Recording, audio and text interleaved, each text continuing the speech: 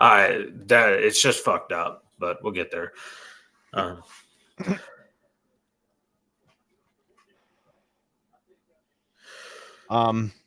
I guess we can kind of start this while we're live to kind of go over. You've been paying attention to the NHL? No, actually, unfortunately, I have been full 100% college football besides the NFL. That's the only thing that's gotten my attention lately. TSN has the Kings ranked as number 1 in the power rankings. 9-0 in the road, baby. Jesus Christ. Who's your goalie? Cam Talbot. All right. I didn't expect that, to be honest. You know what's crazy? So the Rangers, in a lot of people's polls, are like 2, 3, 4 in the power rankings. Yeah. And Jonathan Quick has started half their games, and he's 6-0-1. Yeah, he's fucking ridiculous, isn't he? Yeah, and it's like, oh, he found a time machine until he gets hurt again. Yeah, that's the thing. No, the crazy thing about the Kings, and especially on this run on the road, is that their like expected point differential is the highest in the NHL, and it's like 1.67 per game differential. Boogie! I thought we banned that song. Sorry, Troy Aikman just said, "Oh baby, it's cold outside." Oh yeah, that's another canceled song. You can't be singing that in public.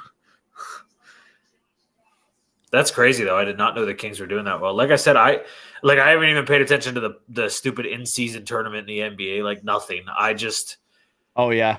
I did notice. I did see yesterday that the Trailblazers were dominating the Bucks at halftime, and then the Bucks stormed back and won a 26-point deficit. Yeah, 26-point down. I did see that. Yeah. But yeah, just the Bruins have been sliding a little bit. I mean, sliding. I know. You know, 4 losses, but like that's sliding in the first. Yeah, it's back to back this week too. They were literally back to back nights. I was like, oh, okay. The Knights are sliding too. They've been losing. So it's just one of those things where it's like, oh, okay, well, we'll get there. I just think this is very reminiscent before the Kings went on their cup runs, because they're built very similarly. A few guys who are older and a lot of young talent. Like Quentin Byfield has 15 points in 17 games. Yeah, you still got that ancient man, right?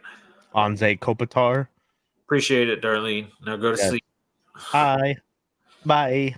Yeah, you still got Anze, right? Anze, and then on the defense you have Drew Doughty. That's crazy. Anze is just one of the greatest players, I swear, of this generation. He's just been so consistent. Well, he's always been one of the best two-way players, right? Like he plays both ends very well. I think that's the other thing. One of the big things for the Kings was when they the old Canadiens GM became like a senior advisor for them and got Philip Deneau from the Canadiens to come to the Kings, because he's another great two-way center. And it's like, oh, so you're just building your lines exactly the same. Like, okay. Yeah, I don't know. I agree. I think it actually does. It kind of is reminiscent of when I feel like they might go on another title run, but I don't want to get that far because we're so far away from the end of the season. But like, well, and it really depends. Like, it really you could see the end of the season. They were starting to find stuff last year. Yeah, and again, like, what happened to the Bruins last year? You can just be hot early and get bounced first round. Like, it's I think it's one of the toughest championships to win, period. In all of sports, I think that and the World Cup are probably the two hardest to win. Yeah, I mean, think about how far in advance you're playing qualifiers of the actual World Cup. Yeah, and now the World Cup, when it comes to the U.S., is even bigger now. It's not 32; it's 64 teams, like college basketball. So now you have chances, just like even like the powerhouses could just slip one game and not get in on points, not make it through the group stages. I'm kind of worried that that's going to take like it's going to put a lot more like emphasis on we'll take the draw. I'm a little worried about that too. I mean, the World Cup, I know we're so far away, and we'll talk about it obviously when it gets here in 2026. But like, I am really excited because it's in the U.S. and I know they're playing at one of the stadiums they're choosing is either FedEx or Mercedes-Benz. I don't remember which. It's one of the two on the East Coast, Atlanta or D.C. But I'm going to get tickets and I'm going to make sure I go. Even though I know they're doing New York, I would rather go to Atlanta than New York. Hot Atlanta, you know? I just love Atlanta. I don't know what it is. I just love that city. You can say it. It's the strip clubs. I've never been to a strip club, bro. They're going to be in Philly. Oh, that's right. Lincoln Financial. That's where it is. Yeah, but nobody wants to hang out with Philly fans. Come on. So I might go there just because I do, it is only like a 2-hour drive to Philly. So that might make it a lot easier. But like you said, like they showed a video of this little 6-year-old boy flipping off a Bills fan that was just trying to say hi to him yesterday. And I was like, man, Philly fans do not know how to raise their children. It pulls it back and flips him off. And I'm like, they're lucky that's a kid. Because if that was a kid and he did that to me, I'd probably drop kick him. That's what I'm saying. Like these Philly fans need to learn how to raise their kids right. See, that was awesome. That was awesome. See what I'm saying? Although I have to admit, it was a Bills fan they did it to, which is another one that you could put on that same list. I mean, they're psychotic, but they're not rude. The Bills fans, they're just literally throw each other through a table type psychotic. Yeah, they're throwing their own people. How they actually throw themselves through the table. Yeah, off the top of their own cars and trucks and UV. But you shovel your neighbors out just to flip them off in Buffalo. You know what I mean?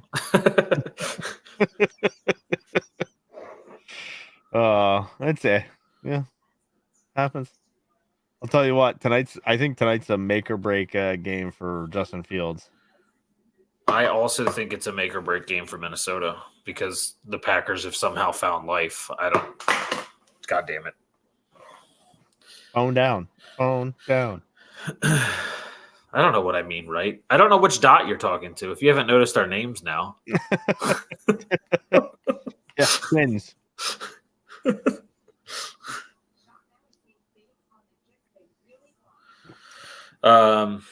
Anyway, college football. No big firings yet. Yeah, there was like rumors of like the Ryan Day thing and like 1-6 against top 5 teams. 1-6 against top 5 teams is kind of really fucking bad. But the ones that like I posted it on Facebook, like the ones I expected were Ryan Day. I don't think Lincoln Riley's going to get fired, obviously, but I think if there's an opportunity that opens up in the NFL and he gets a good contract, I do think he could leave. Yeah. I was shocked. I am shocked, though. Dabo Sweeney didn't get fired. Not only because his Clemson fallen apart, but the fans there have started booing him during games. And I'm like, I don't know how long you guys are going to wait for this move because you're going to have to make it. Clemson's not getting better. Well, and it's going to get tougher with the way the things are shaking up with the new conferences. Yeah. Like anybody who's worth their salt is going to want to go play in those two conferences. Yeah, Big Ten and SEC are getting everybody. The ACC is not going to get anybody now. No. Especially now that you're going to have teams from the West Coast you have to incorporate. Yep. So, yeah, I could see it. I could see some changes for sure. College is so strange right now because of the way the money is working, right? Like, they're not afraid to just pay guys forever and fire them anyways. Yeah, no. I feel like the NFL actually has more restraint in that regard. Yeah, no, I agree. And I don't know. Who was it? Houston? The University of Houston just fired their coach, and he literally afterward just tweeted, and he goes, so I'm getting paid $13 million and I don't have to do anything? Like, he literally was like, all right. Okay. I mean, they were really bad this season, don't get me wrong. The crazy thing is, a lot of the college coach contracts stipulate that if you take another job, that comes out of what they owe you. So it's actually in your best interest to just not, unless you get a job you want, to just not work. Yeah. Yeah. If you think about it, like, who are we talking about? The one that got fired? Oh, God. Last year, Matt Rule got fired by Carolina. Matt Rule, and his contract stipulated that if he took another job, it would cut into what they owed him. Yeah, and he took the job at Nebraska, and he honestly did nothing. See? They were terrible this season. He was just sat at home and slept on a bed of money. Yeah, instead, they were the worst Big Ten team, I think. Maybe. Somehow someone was worse than Wisconsin and Maryland. But, yeah, I don't know. We'll see how the playoffs get shaping up over the next 2 weeks because we got to wait for the bowl game, not the bowl games, the championship games first before they actually give you the official playoff standings because there's a good chance that teams like, Washington playing Oregon, Washington drops that game, then they're probably not a playoff team. Yeah. And Oregon, I feel, is a very, very complete team. It's going to be real interesting. I mean, they already played each other once. Washington won it in a very close fashion. 10-point game, but it was a very close game up to the end. But the new rankings came out, and as of right now, if the season ended and the playoffs started, Georgia, Michigan, Washington, and Florida State would be our 4. Yeah.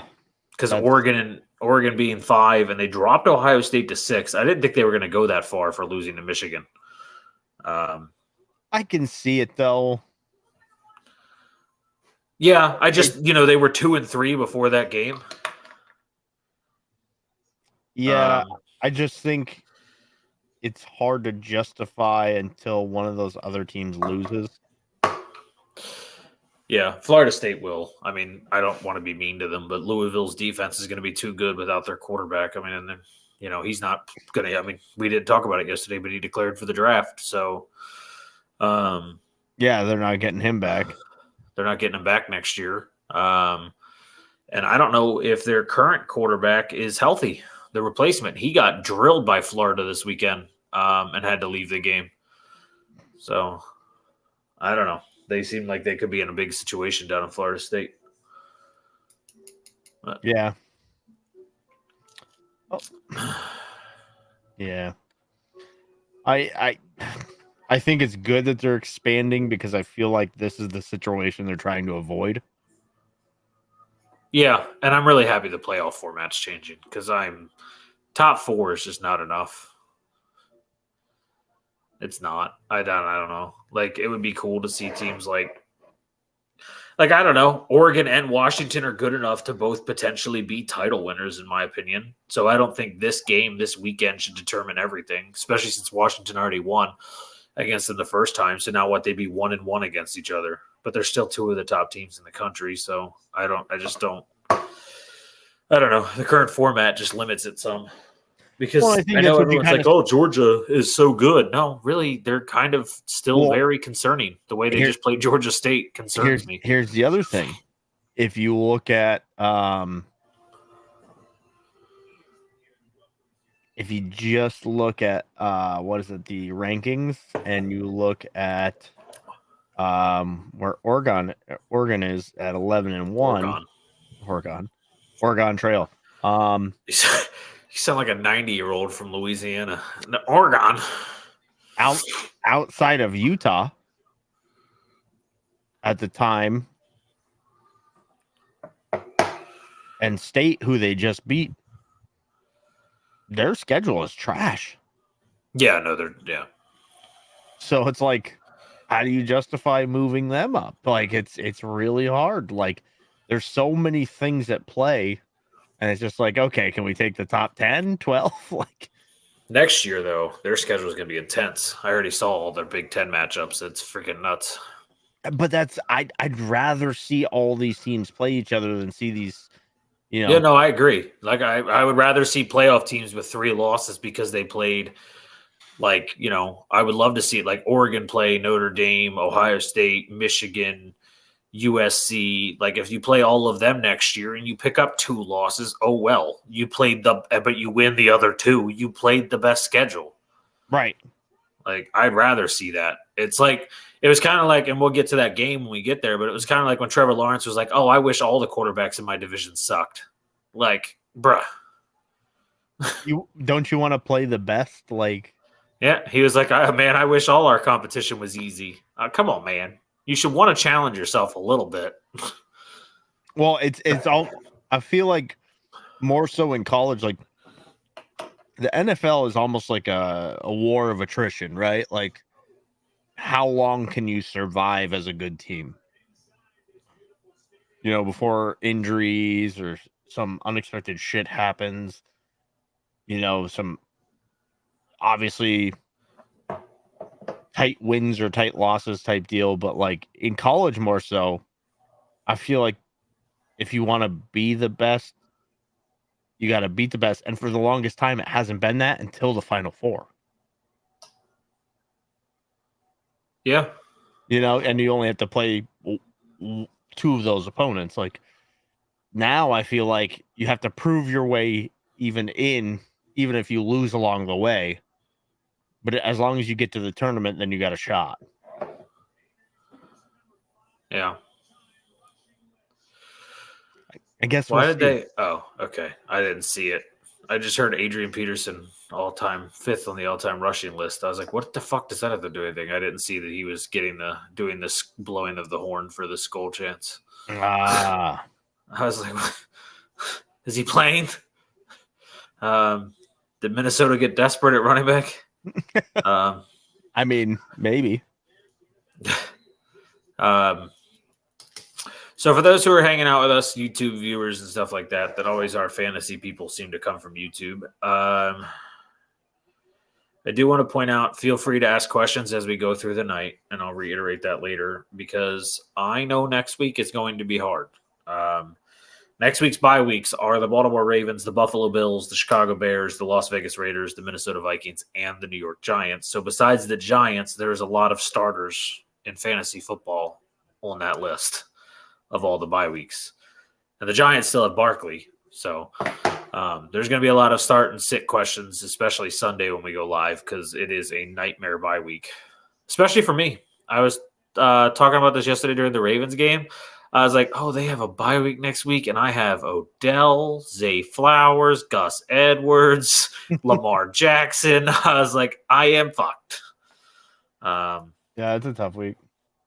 But we'll get there. All right, first games. We got to talk about Thanksgiving games because we didn't talk about them yesterday because we were waiting for today.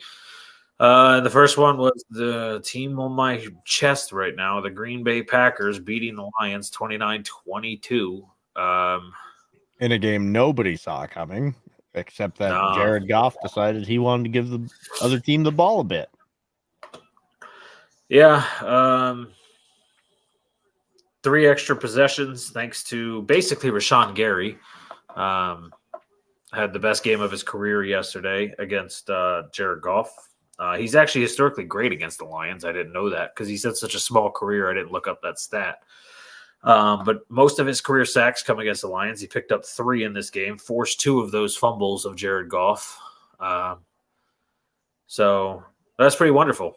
I don't know. I picked the Pack. I picked the Lions with you, and I thought the Lions were going to win. And I don't know. I wish Tesco was here because I honestly need other Packers fans' opinions, because I don't have one. I honestly still think Jordan Love is bad, and everybody keeps telling me I'm wrong. And I'm like, people are talking about how he has more touchdowns than all these other quarterbacks, and I'm like, I still don't see the instinct. I still worry because his best games have come against some of the worst secondaries, right? The Chargers. Yeah, well, exactly. The Chargers and the Lions back to back. And people are like, well, that's just the momentum. He was just trying to get used to the system and used to this. And I'm like, bro, he was great week 1 and 2, and then he fell apart. We saw what he really was once film was out. Film hasn't changed any. He still looks the same. Still don't see him getting his second and third reads. It still seems like once his first read's not there, he can't adjust. Yeah. Kind of like what I saw out of Fields for the first 2 seasons and still sometimes this season. Man, Yeah, DJ Moore is almost at 1,000 yards again. Makes sense. The dude will have 1,000 yards every year of his career, and his quarterbacks have been atrocious. Yeah, imagine if you put him on a good team. Right? That's why I said during the deadline, my dream trade was DJ to the Chiefs. Oh man, that would have been filthy. But I don't know. I with a little, I mean, with a little bit more ball security out of Jared Goff, this is still a loss for Green Bay, right? Like, well, 3 extra possessions, and we still only won by a touchdown. I mean, granted, they did score the last one with like 35 seconds left, but like, I don't know. It's still, I agree with you. I still wasn't convinced that this was it was a great game by our defense. Getting yeah, after Golf that much, I love to see that we took that really high ranked offensive line and pushed it around. But we still can't stop the run. They still ran for 140 freaking yards. Yeah. And that's going to continue to be a problem. And I know people say, oh, the Packers probably will get a playoff spot because the only team above them is Seattle, and Seattle has the toughest schedule left or second toughest schedule left in the NFL. And I was like, yeah, we might sneak in because of that. But at the same time, we don't belong and we'll get bounced immediately. Yeah, that's always like a rough thing to think about. It's like, we made it. It's like, yeah, that's as far as you're making it. Like, right? Because like we get the Chiefs this week, so there's a loss. But then it's the Giants, the Bucks, the Panthers, the Vikings, the Bears. It is right. all very winnable games. Maybe not the Vikings. It'll be very interesting to see, but they're a little less intimidating. No offense to the Pastronaut, but without Kirk Cousins, it's still a little less intimidating. Yeah, I definitely. And at that point, do they have Jefferson? You know, Yeah, it's December 31st. He's basically He'll ready to definitely. go. He's basically It's New ready Year's to go Eve. now. He'll be good by then. But yeah, I don't know. I was watching Sunday Night Football and they showed next week's game. The Chiefs visit Lambeau. I was like, no, why? Like, I don't need that to be on national TV. Yeah, that's a rough one. But anyway, Goff's got to fix his problems though. It's seven turnovers in 2 weeks from Jared Goff. So it's time for Jared Goff to start fixing those issues, or they're going to fall apart fast. Because 3 weeks ago, we both thought this team, looking around the division, the conference, the Niners, the Lions, the Niners, and the Eagles were the teams to beat. And right now, the Lions are having turnover issues, and that's not a good time to start having them. No, it's not. It's not, because the football only gets harder from here on out, right? Yeah. I mean, they get the Broncos and Cowboys down the stretch. So good defenses on both teams. And they're in Dallas, so it's not like they're going to get the road Dallas defense. They're going to get the home fast track Dallas. Yeah. So, yeah, it'll be interesting for the Lions. But anyway, next week, I already said the Packers get the Chiefs. The Lions get the Saints in New Orleans. A rebound game, hopefully. Yeah, should be an easy rebound game for Dan Campbell and them. I admitted yesterday 41 million fans watch this game, and I'm not one of them. Cowboys win 45-10 over the Washington Commanders. I have no idea what happened in this game. I'm going to be 100% honest. I just didn't Dallas care. did what they're supposed to do and beat everybody that doesn't have a winning record. Yeah, I just don't care. Like, it's in Washington. So, I mean, it was in Dallas. I knew that was bad. Like, if it was in D.C., it might have been a closer game. But Sam Howell continues to throw 300 yards a game, but he threw a pick, no touchdowns. And I don't know. That's it. Yeah, Washington really struggled, like, just finding a rhythm on offense. It was. I will say, Micah Parsons with his 1.5 sacks after literally doing nothing the week before. Dolly wore a Cowboys cheerleader outfit for halftime. Yes, and Tony Romo literally like jizzed himself in the booth. That was very uncomfortable from what I heard. But listen, think about it. She's like a Barbie doll. All plastic, baby. All plastic.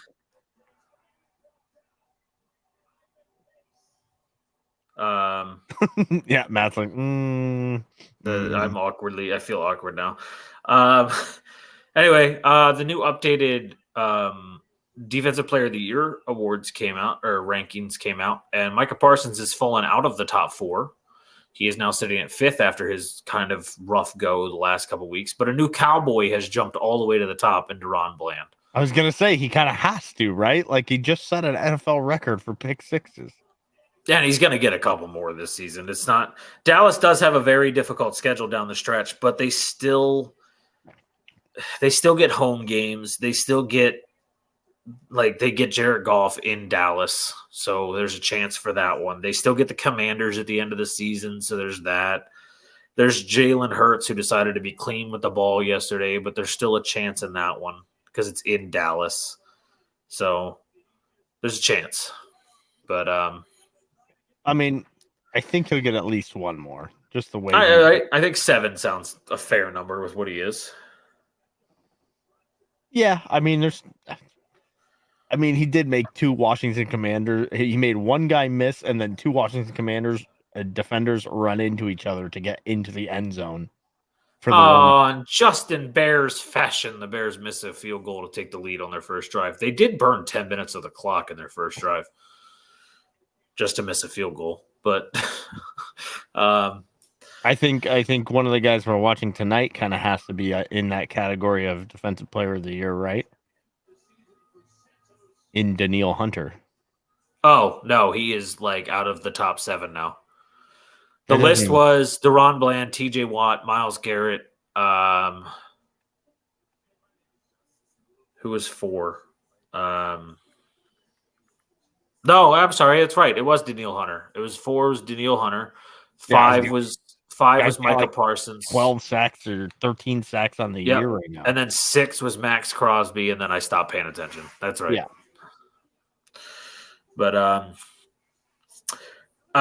so the news that comes out of this game, though, Jack Del Rio fired, and reports are Ron Rivera is expected to be let go of at the end of the season. Me and Dot have called that all season long. It just makes sense just with the ownership. New ownership. Yeah, new ownership. They're going to clean house and set it up the way they want it. I'm not going to lie. I thought maybe they might make the move just to see if Eric Bieniemy the rest of the season can elevate the coaching staff and maybe be their guy. But they might just do an interview with him and find out if he's their guy. I think they might go get a flashy name just because Magic Johnson and the new ownership seem to really want to set a new culture here in Washington. And Bieniemy's been the perennial last guy out, right? Nobody's wanted to hire him as the head coach.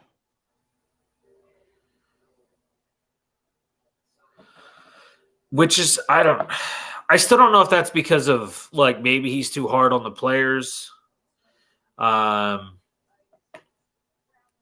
if it's maybe people don't see it. He was behind Andy Reid. Andy Reid still made the play calls for the most part. He just was the offensive coordinator, and you saw Andy Reid with the playbook in his hand, or the script or whatever you want to call it, the play sheet. Thank you, in his hand the entire game. How good can you be when Andy Reid is really your guy? And now, Sam Howell looks good, but the offense still kind of sputters. It's kind of like people not seeing the fact that, Bill has a lot of influence on what goes on. So they were trying to hire Bill Belichick coaches, and they just weren't actually all that good as coaches.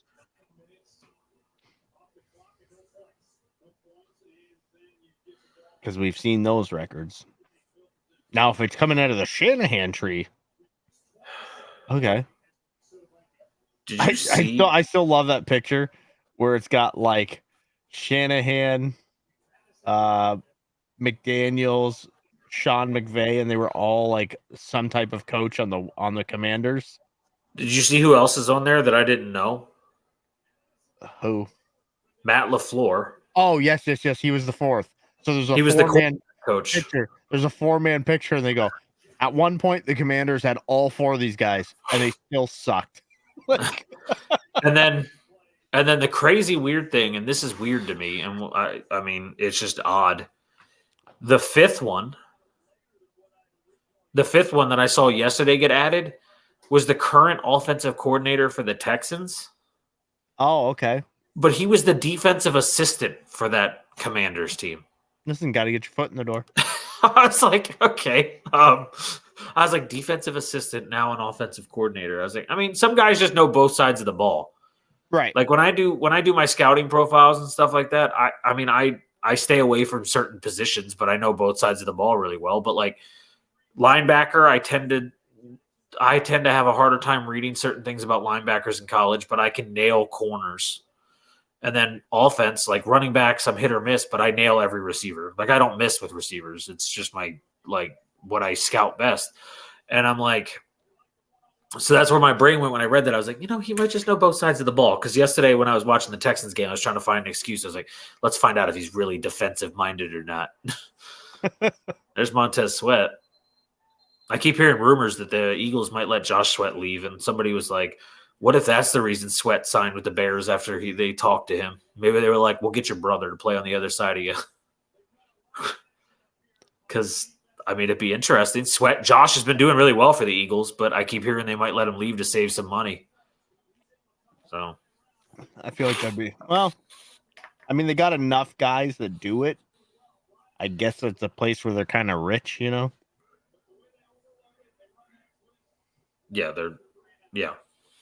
they have plethora of talent at the defensive front. Granted, Fletcher Cox and Graham have to go at some point, right? They're ancient. Yeah, I feel like they're just kind of like every year's like, one more year. Like one more game, right? One more Brandon game. Graham. Brandon Graham and Fletcher Cox. I'm like, they were talking about it yesterday during the Bills game. They were like talking about how many games they've played in a row without missing stuff. I was like, these guys have like more games played without missing a game than like most players currently in the league have as career games. Yeah. Those two have just got to step away at some point. Same thing with I'm having a hard time here. His name, the guy in New Orleans that has been there forever. Cam Jordan? Yeah, Cam Jordan. Like he's got to step away at some point too, and he would save them a lot of money. But look at what was it, Whitworth for the Rams? Yeah, but offensive linemen just tend to stick around until they're 40. Unless you're Joe Thomas, then you decide to leave at 32. How many 6'7", 365-pound guys that run like the wind do you make? The Eagles are so deep though at defensive line that when what's his name got hurt yesterday, the second-year player out of Georgia that I can't think of his name. Because there's 10 other of them on the Eagles?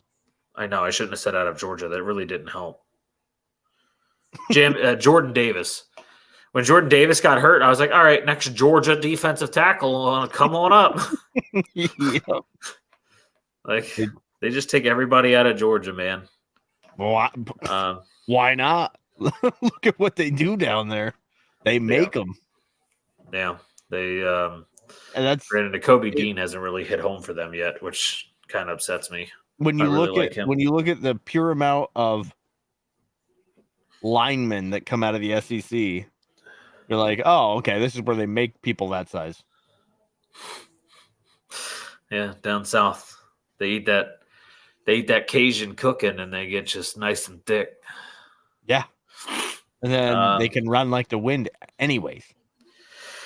Yeah. All right. To our next game, the Commanders get the Dolphins this weekend, and what will be another massacre of the Commanders. And the Cowboys get back-to-back Thursday night football games, so that's the game we'll pick at the end of this tonight as they host the Seattle Seahawks, and a team that has collapsed. And speaking of the team that has collapsed, we go right into it because our next game was the 49ers and Seahawks. 31-13, San Francisco wins, move to 8-3. Seattle moves to 6-5.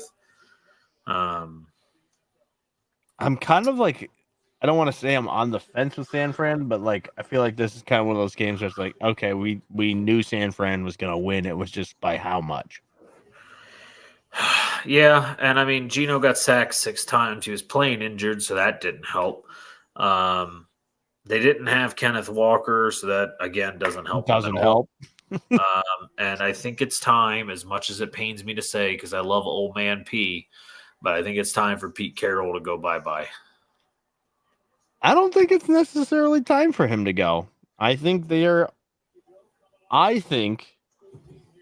kind of got hit at the worst time, right? Where like Geno Smith has a really good year and now he's regressing back to Geno of old, which is, had they not been so good last year, they could have drafted somebody like Anthony Richardson. And they could have anyways, because they had what, the 5th pick?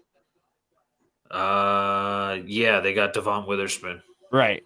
So instead they went that route. And now they're going to be maybe too good to get a quarterback, but it's probably time that they start looking for one. Yeah, I mean, even if they collapse and don't win a game, they'll still be 6-11, which means they'll still be like 7th in the draft pick. I mean, they could get, I don't know. I keep seeing rumors that 1-2 are now Caleb and Drake May again. And I'm like, how did Drake May just climb back up? I don't understand that. Like, he keeps going up and down like a choo-choo train, and I don't understand what's happening. I think somebody's going to surprise you, and Bo Nix will go high. You guys. That's currently my prediction for the draft. I wouldn't mind that at all. I think the only guy who's a top-end quarterback that if he goes doesn't quite get the, what I don't want to say hype, but the selection, like the high enough selection, is Penix, because he's more of the statuesque pocket thrower, and I think he's also had injuries through his career.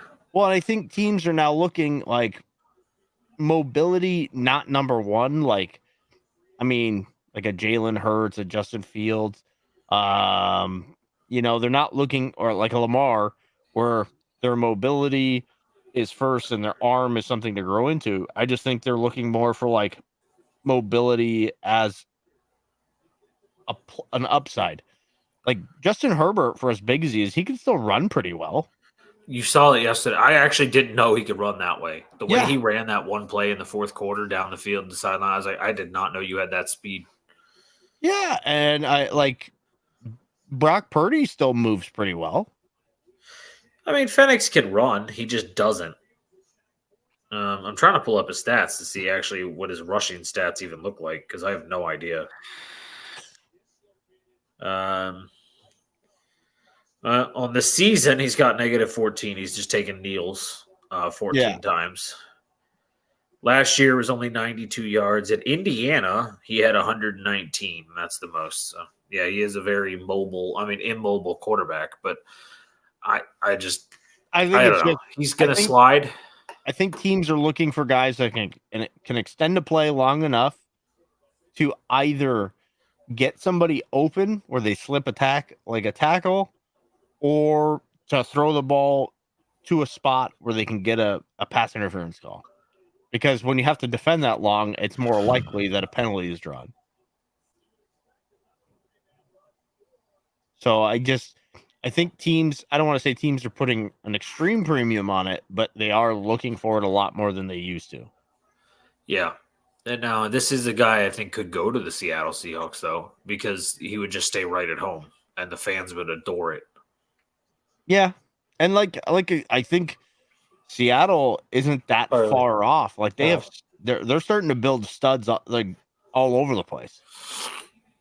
Yeah, they got a good left tackle. They got a good right tackle. They got a hell of a running back, a young running back, second year now, so third year next year. They've got Jackson Smith and Jigba is going to be a great replacement for Tyler Lockett. They're going to have Metcalf. Yeah, they're still going to have Metcalf. Jake Bobo makes nice appearances from time to time. And you still got Witherspoon. You still got Witherspoon and Reek Woolen. Yeah. And Jordan Brooks at linebacker. And who knows how long Bobby Wagner's going to stick around. He might play until we're dead. I don't know. He's still got it. I mean, come on. Yeah, there's nothing. He's not missing a step still. Talking about who's still got it. Cole Kmet, man. He has appeared. Yeah. I like Cole Kmet a lot. Eberflus might, I don't know. He might be fired at the end of speaking of which, this happened today, but Adam Schefter on the Pat McAfee show said 6 to 7 coaches are expected to be without jobs at the end of the year. Head coaches, sorry. He said head coaches. Average, right?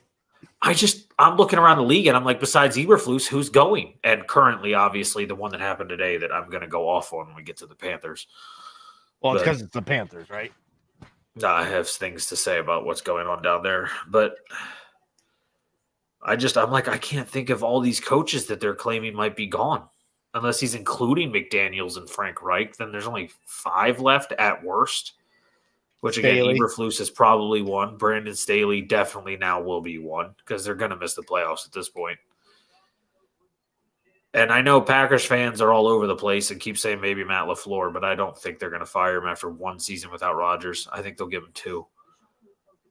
Belichick? I mean, maybe. I also keep hearing he's going to just go somewhere. Rivera? Who did I hear was interested in Belichick if he became available? There was somebody that was already immediately interested. Oh, Ron Rivera. There's another one.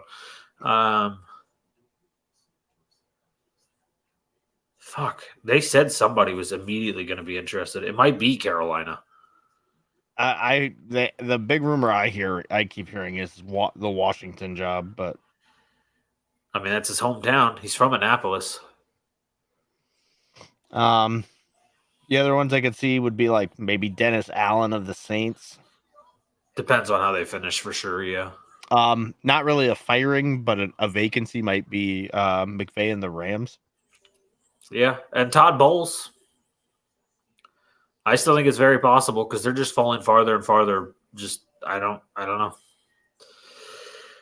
Anyway, next game for the Niners is the Eagles. Again, not a primetime game. Can't understand it. Cannot understand that. Listen, not everybody can be Dallas, okay? I just don't like Philly. Just got Buffalo, didn't get prime time. Now they get the Niners, don't get prime time. That was a hell of a division conference championship game last year. There's no reason that's a 4:25 game in Philly, but it is. But look at the other games that are at the 4:00 slot, and you're like, oh, well, nobody else is watching either of those games, so. Yeah, but you could have just moved Bengals and Jags to 4:00 and then moved the Niners and Eagles to Monday Night Football. Listen, or you could just take the Packers out of Sunday Night Football because no one cares. That's true. But you know what? This game could be closer than you think with the way things are going. Yes. But I'm not trying to let myself believe that. Oh, come on. You got to have a little faith. Anyway, and Seattle gets Thursday night against the Cowboys, which we just talked about. So now we go to the Friday night Boris snooze fest. 34-13, the Dolphins beat the Jets on Black Friday's first ever game. Man, Amazon really paid for the big ones, huh? I know they thought they were getting Tua and Rodgers, so I'll give them credit. Really fighting uphill with that contract. At least they get Cowboys this week, so they'll get really big primetime Thursday night numbers, I guess. But this game was just everything you would expect with Tim Boyle as quarterback. Bro, I heard the craziest stat about Tim Boyle. He was cut by the Packers 5 times. College completion percentage. It was under 50%. It's like 48.4% in college. And he had more interceptions than touchdowns. He's literally like that quarterback you would get out of like the 1970s. It's like, bro. I don't know how he's in the league. Guy in the NFL. I think he fucked somebody in the Green Bay organization. They just kept him around. And then Nathaniel Hackett's like, well, we need a backup. So let's go get that one guy I worked with that one time in Green Bay. I really don't know. Tua killed you. How did Tua kill you? Tua doesn't kill many people except for cornerbacks by underthrowing. Fantasy, maybe? Say, except for corners by underthrowing receivers. I don't know what else he does to kill anyone. His 2 interceptions, maybe. His fumble lost. I don't know. He had 3 turnovers in this game and still freaking won the game. So there's another coaching job that might be gone. Who knows? Robert Saleh could be 9.8 points. I think they'll run it back one more year with him. With Rodgers, yeah. Adam Schefter did report, not Adam Schefter, the really good one, the one that didn't sell his soul to ESPN. Ian Rappaport reported that Rodgers could begin practicing next week. I still don't think he plays, but I don't either. I think he just goes there to give them morale. Now, the craziest thing from this game was the Hail Mary before halftime. I got to give Robert Saleh credit for trying it because I hate when teams are like, all right, 3 seconds left. Let's just take a knee. And then Robert Saleh does it, and then the backfire happens. And I was like, the odds are that it's not a pick six, right? Like, come on. The odds are that it's not a pick six. And then Javon Holland does his Devin Hester impression and runs the entire length of the field. That was just crazy. Like you couldn't script write that if you wanted to. Okay.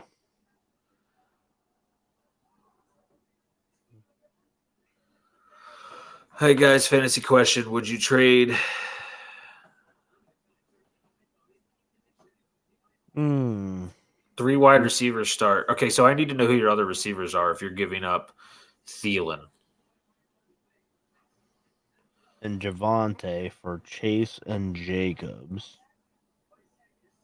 It's really hard to say yes with who the fuck Chase's quarterback is because I just saw what I saw out of him. Yeah, that's rough. But Thielen's quarterback is still guard, but Thielen still gets the reception, so I don't. Not this week, he didn't. Oh, yeah, I didn't know that. I don't have him in fantasy, and I just saw how bad the Panthers looked. And I think it was a solid 1.2 points out of Thielen this week. I had my best fantasy season week of the season this week, and it's going to be followed by my worst because of all of the buys. I don't know. I like this deal only because of the Jacobs value, but you look at who else he has at. So he has Garrett Wilson, Ridley, and Sutton at wide receiver. So Sutton's doing all right. He's still getting all of the Russell Wilson targets. Ridley is about as inconsistent. Ridley is about as inconsistent as you can get. And Garrett Wilson's the only one that gets balls in New York. So, I mean, he's still getting value, but it's not great. Let me look at the Bengals' upcoming schedule. I want to give you a legit answer on Chase. And I mean, Jesus Christ. Jags, Colts, Vikings, Steelers, Chiefs. Oh.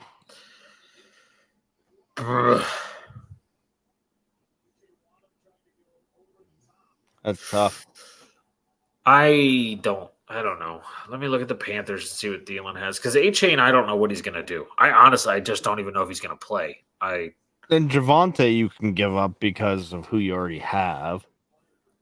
Well, who are your other... Wait, who are you thinking of with Javonte?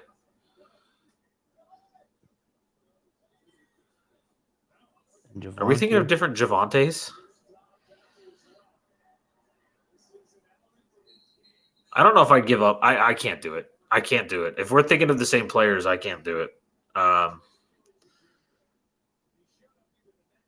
What is happening? Oh, Dobbs.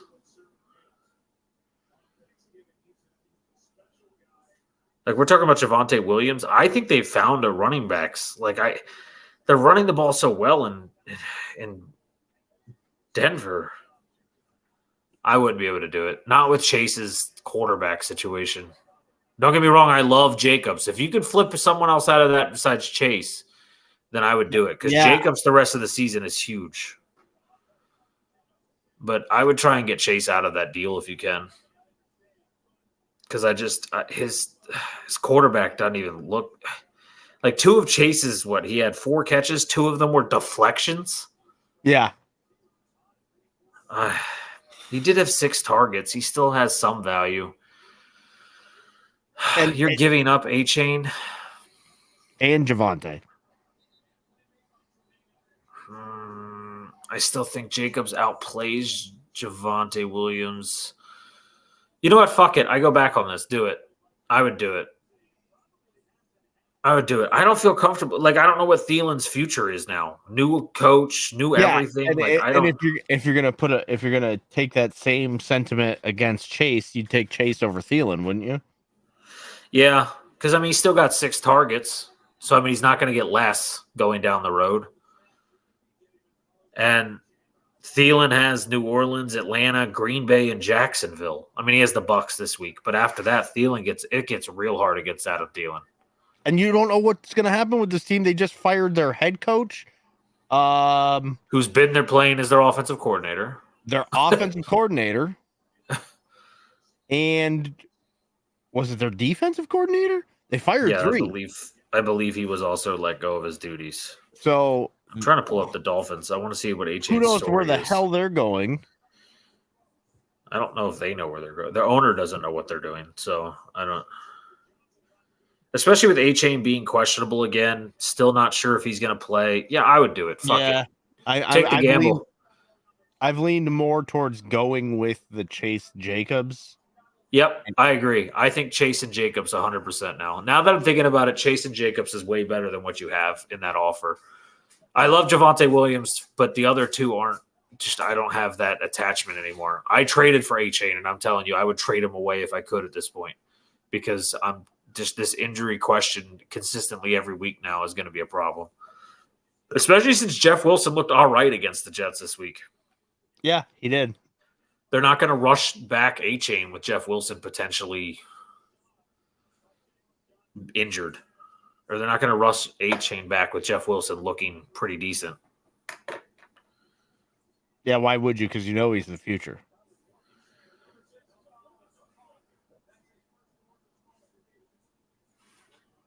What happened? Who's about to get disqualified? Or first? Oh, took his helmet off on the field. Yeah, you're a genius. What a dumb penalty, right? Like, and then he walked back out on the field and raised it in the air. Like, yeah. Bro. Kyler Gordon. That's the definition of the Bears right there, though. All right, anyway, now we get to Sunday. I don't remember who all of them play, actually, Dolphins and Jets. I got to check. Miami gets the Commanders because we just talked about that, and the Jets get to host the Falcons. That could actually be a decent game, I guess. I don't know. Depends on what Atlanta team shows up. But, yeah, we would definitely say take that, Chaka. Yeah, I would roll with it for now. I don't think it's – again, I think the Thielen – upside is not as high as the Jamar upside, even if they have basically the same floor at this point. Yeah. And Browning's going to have to hit Chase. He's going to have to. All right. I'm sad I got this one wrong. You got it right. That happened a lot. Well, we kind of were iffy. We were about 50-50 yesterday. Yeah. Even though we both picked against each other almost the entire day. But anyway, got this one wrong. Breaks my heart. Matt Amendola sucks big dick. Texans lose to the Jags 24-21. They did what I said I was afraid they were going to do. They didn't know who they were running at running back. And we got that result of both of them getting 6 carries. Or 6 and 5. Sorry. CJ Stroud had 6. Nico Collins looked great. Tank Dell kind of settled down a little bit, but he still had another touchdown, 50 yards. Dude, I don't know, man. That catch he nearly made on the sideline, I thought he might have still been in. That, and then the one where he got called for illegal formation because he was moving. I don't know if you remember that catch, but he jumped over the corner to bring it to him. Dude, Tank Dell is a monster. Yeah, but unfortunately that was called back. Nico Collins comes back from injury and immediately becomes a beast. I loved that game. It was so good. I'm so excited to see these two teams. It was a fun game to watch. I'm super excited to see what Houston turns into. I feel like this is what we thought. God, what was his name? The quarterback last year that we were like, oh, he's good for one bad interception. Davis Mills. I was hoping like he would be the one that was kind of under the radar for them. Turns out it was an Ohio State quarterback that proved us wrong. Yep. And then on the flip side, Trevor Lawrence actually looked, besides his pick, he looked pretty good. He moved the ball really well. Calvin Ridley and Christian Kirk got the ball, which is, I got to say it, about freaking time. Yeah, I thought the part of their offense that was lacking was ETN didn't really have a good game. No, Houston made sure they shut him down. I got to give them credit. I didn't think that was going to happen. I thought ETN was going to go off in this game. Yeah. But I mean, I think this is the thing for the Jags Texans going forward, right? Is these two teams are going to continually battle.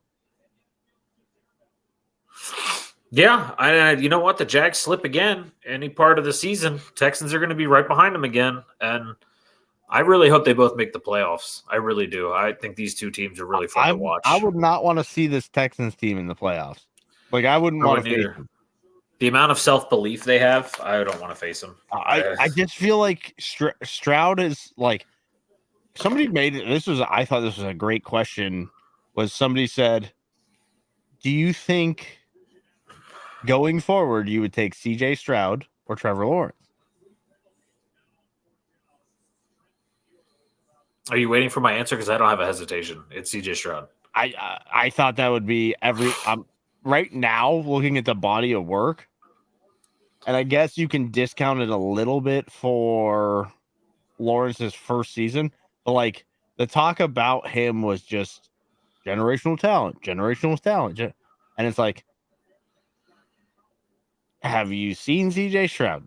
Like, yeah, I don't know. 2,746 yards, 12 touchdowns, and 7 picks for Trevor Lawrence. And, you know, he's got Ridley, Christian Kirk, and Evan Engram. CJ Stroud has 3,266 yards, 19 touchdowns, and 5 picks. So he's outperforming him across the board with what at receiver? What's up, Odin? How you doing, buddy? What's up, Odie? Yeah, I mean, he's making Tank Dell. Appreciate the follow back, by the way, the other day. Appreciate you. A serious contender for rookie. A 5th round pick is only not going to be rookie of the year potentially because of the quarterback getting it. Would be the one, right?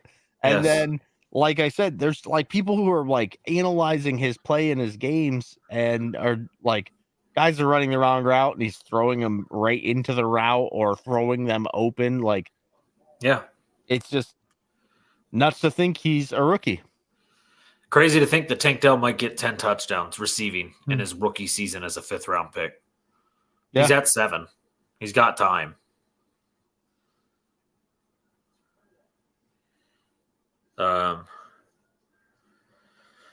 anyway, I don't know. I loved this game. Sad the Texans lost because as my team is bad, I'm being a Rent-A-Texans fan. Rent-A-Texans fan. I like that. Hey, listen, they're a fun team to watch, right? Like they're never out of the game. Yeah, and I love D'Amico Ryans, and CJ Stroud is phenomenal, and I love Tank Dell. Just the fact that when he went to the combine and when he met with the owners, the GMs that he sat down with, and when he sat down with the Texans GM, he said, I grew up in Houston. I played college at the University of Houston. You would make a giant mistake not to take me because this is the team I want to play my life with. And then CJ Stroud, while he was waiting between combine and draft, wanted to keep working out, and he worked out with Tank Dell. And then when he got met with the Texans, he said, draft this kid. Yeah. And he won, like, so many things push this kid, and he, like, just the fact that he was just straight up, like, to their face, you'll make a mistake not taking me. I loved that. And it's the same thing Max Crosby told Seattle. You're going to regret not taking me. Yep. And I'm sure they are now. Yeah, I just loved it. But the Jags continue to win games, close games. Their defense is extremely underrated. I don't know if they're statistically that great, but they play such a gritty defense. So dude, they're 5-0 on the road. Yeah, and they go to the road to play Cincinnati. No, they're at home. Yeah, they're 3-3 at home, 5-0 on the road, 4-1 in the division, which is huge. And they actually host the Cincinnati Bengals this week with Jake Browning. So I feel bad for Jake Browning because Josh Allen is going to hit him a lot. And the Texans actually get a very, very, very interesting game again. Another one I'm really excited to watch. The Texans host the Denver Broncos. Oh, that is a very intriguing game. And it's a 1 o'clock, so it might be the best 1 o'clock. So I'm pretty excited to watch that this coming Sunday. So I'm happy that we actually have some good football as the season's winding down. And we said at the beginning of the year we'd be happy to see the Texans, 6-11, just to show the improvements. Well, they're going to blow that out of the water. I'm so happy. Well, they're already 6-5. I'm so happy to see them just taking the big strides already and potentially being a playoff team because, I think it was last year I picked them every single week. I love that team. But anyway, Bengals Steelers was the next one we called. I got this wrong across the board. I felt an upset. There's a lot to dissect in this game, but I will say this. All I have to say on the Bengals side is Jake Browning isn't terrible. Like, he didn't look great, but he also played the Steelers defense and was constantly getting rushed by Hayward and Watt, like literally every play. Yeah. If the Bengals want this kid to survive the rest of the season and not have to go to a third quarterback, Joe Mixon needs to wake the fuck up. The Steelers are 28th against the run, and Joe Mixon couldn't run the ball at all yesterday. Kind of shows you this team is a one-man show. But now, I don't know. Okay, so everyone's all excited. The Steelers finally, for the first time in 56 games, hit 400 yards of offense by about 15 yards. But they did it for the first time in 56 games. Canada's fault. It's all Matt Canada's fault. So everybody's saying, it's proof that it's Matt Canada's fault. I want to point out the Bengals are 26th against the run. They were 21st against the pass. And a couple of them were just big plays that kind of exposed the Bengals. I still don't think I saw what I want to see out of Pickett. I'm going to give him time. I'm going to give him the rest of the season before I say it's finally time to call it. But the ground game carried this offense again. Yeah. Just like they did against the Packers. I will say I saw some better throws out of Pickett. Yes, and Freiermuth being back is the biggest thing ever. Having that tight end. Him right up the middle, deep. Yeah. Having that big tight end is what he needs. But I saw Najee Harris look like the slow bowling ball he is, but it worked because he was just bouncing off of people.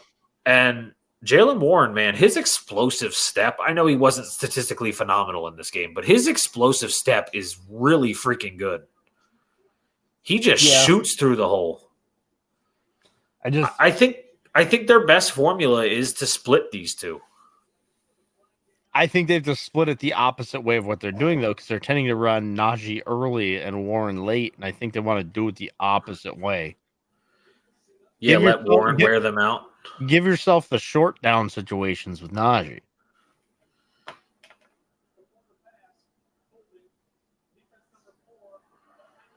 I just think that's the biggest problem right now with the Steelers, because I think Warren's good enough to get you 4, 5, 6 yards on first down. Then you can actually throw the ball if you want. And I think they also aren't doing a very good job of, sticking with the hot hand, if you will. No, I agree. I did misspeak yesterday when I said running game coordinator. It was the passing game coordinator. I didn't misspeak. Let me rephrase. I read a Bleacher Report article. So Bleacher Report failed me. But it is their passing game coordinator that's now the offensive coordinator. And I think what they're going to have to do for moving forward is they've still got to work on these. Get the ball. He was getting it out quick yesterday, which is the one thing I want to say about Pickett that I've always said he does wrong. He holds the ball like Fields way too long. Yesterday, he was a lot quicker with the ball. If they can continue that, I think he can take the right steps. But we have to see against tougher opponents, and I don't know what their schedule is the rest of the season. If I remember correctly, I think I saw that they have 0 winning record teams left. They have 2. So they get the Cardinals this week, the Patriots, the Colts, then the the Bengals again, who are now a losing record team, Seattle, and then the Ravens at the end of the season. So they have a fairly easy road up until Baltimore to end the season. And if Baltimore short up by then, it may be an easier game than the Baltimore you would normally play. Yeah, 100%. They're not going to risk Kyle Hamilton, Roquan Smith, or Patrick Queen come the end of the season. Or Lamar, or, They're a team that is starting to get into my head like the Chargers do, like where you just have to anticipate massive injuries. Yeah. Yeah, and they said it yesterday. Lamar hasn't in 3 seasons or 2 full seasons hasn't made it past week 12. Right.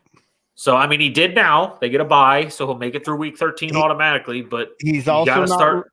He's not running like he used to. So yeah, but you still got to worry about it moving forward. I don't know who their next opponent is. I believe their schedule is pretty easy too. They get the Rams, so unless Aaron Donald does something, I think he'll survive another couple weeks. So.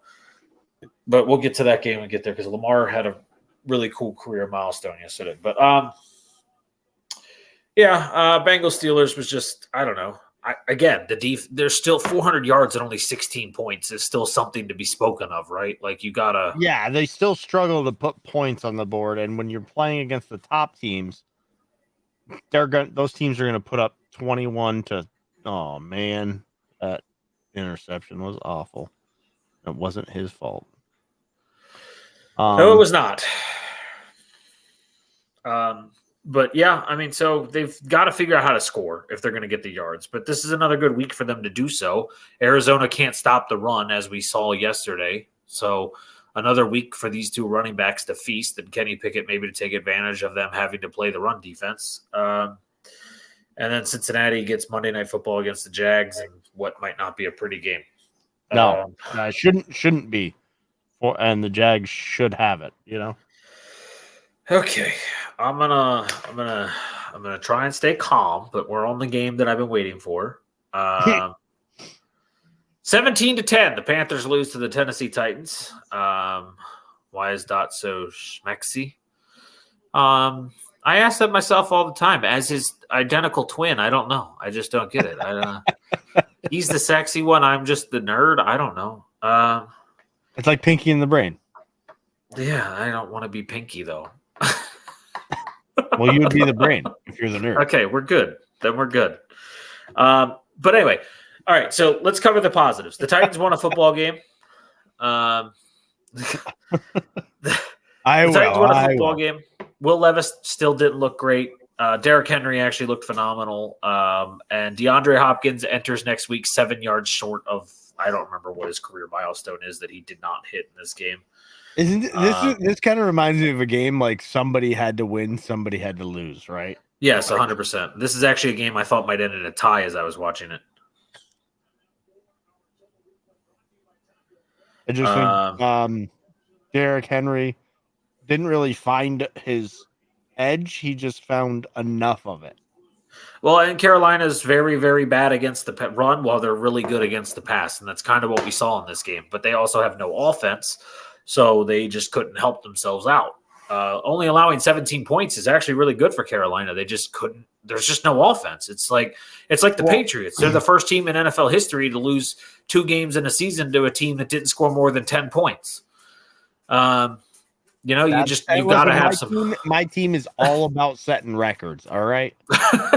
You got to have some offense, and the Panthers don't have it. And now it's going to get worse because not only did you fire the old offensive coordinator, Frank Reich took over as offensive coordinator as the head coach, and you fired him. And David Tepper might be – I've said for a long time, Arizona has the worst owner in professional sports. And I don't mean just the Cardinals. I mean across the board.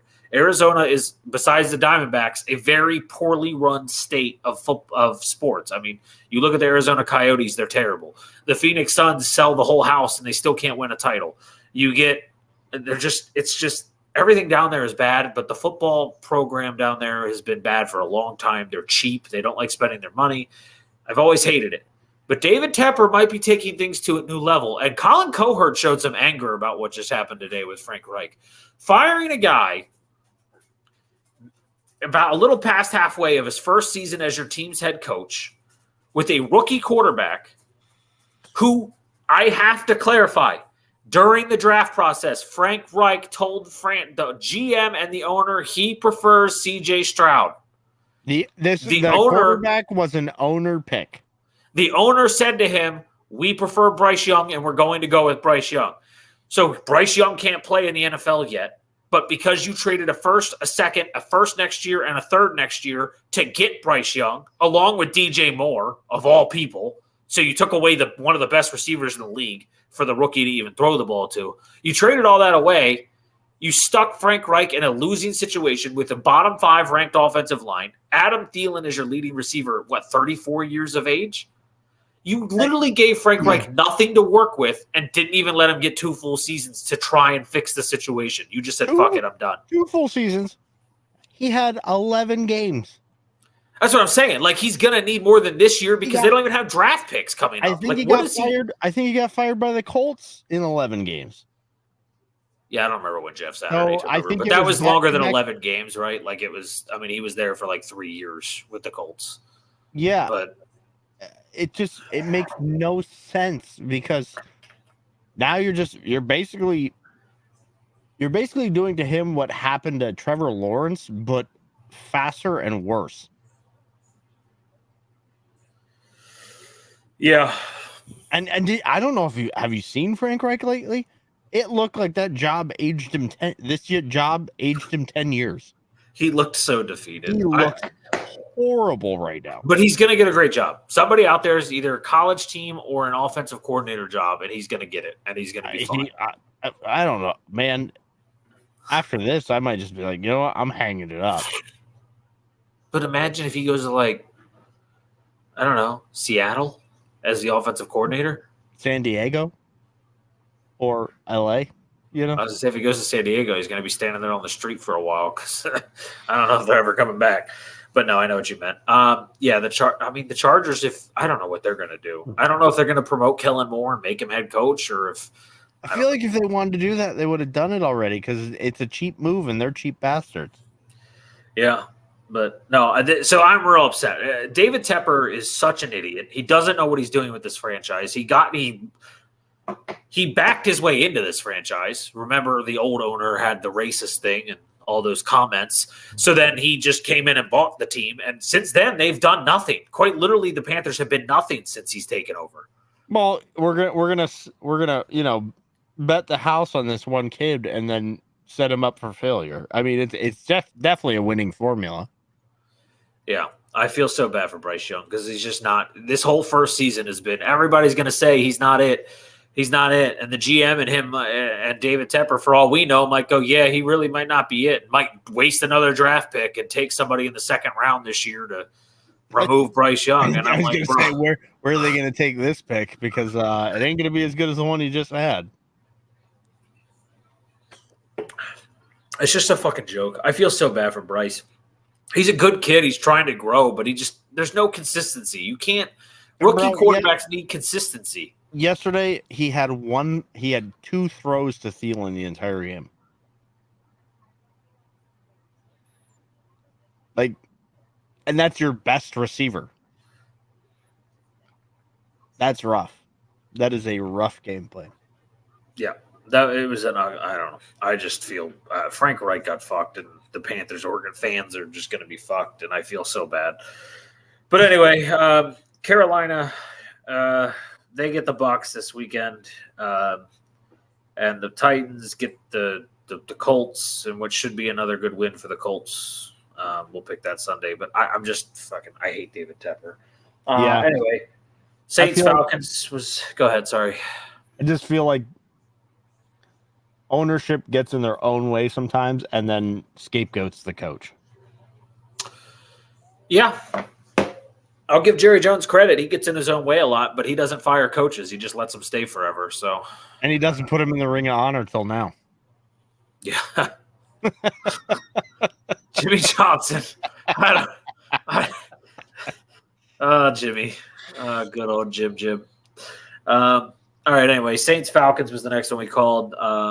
Desmond Ridder threw 2 interceptions in this game, but the Falcons offense still found ways to score points, while the Saints offense found out that they can get to the 35-yard line and then make the rookie kicker do all the work, as he had all 15 of their points because Derek Carr still can't get into the end zone. Yeah, and that pick six was awful, right? Yes, absolutely horrendous. I mean, that pick six was bad. They're another team. I'm like, man, you're regretting the money you spent. I thought Derek Carr would be taking big steps by this far into the season. But is that another thing with Dennis Allen as the coach? Like, They're just circling the drain because they got a fucking defensive head coach, and there's no offensive creativity. That's why these teams that can't get scores in the red zone are who they are. These coaches aren't creative enough to beat a defense when the defense has the back line as another defender. Yeah, and I think the defensive-minded head coaches, they're going to make it in the league. If there's going to be any, they have to have a very creative offensive-minded coordinator.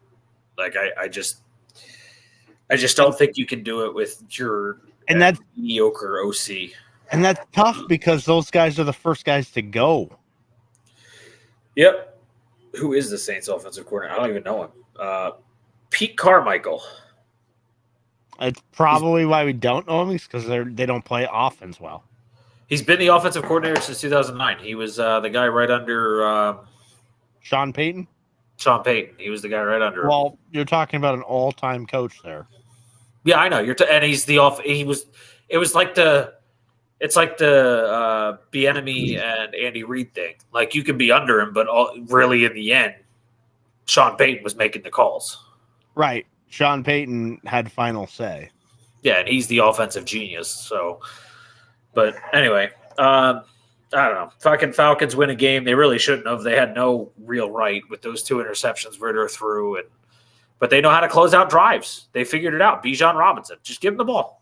He'll take care of you. They did figure that out. Like, finally. Holy shit. Throw to him. Run him. Whatever you need to do, get him the ball. And when you're not getting him the ball, just make sure Drake London's the guy getting the ball. And you're good to go.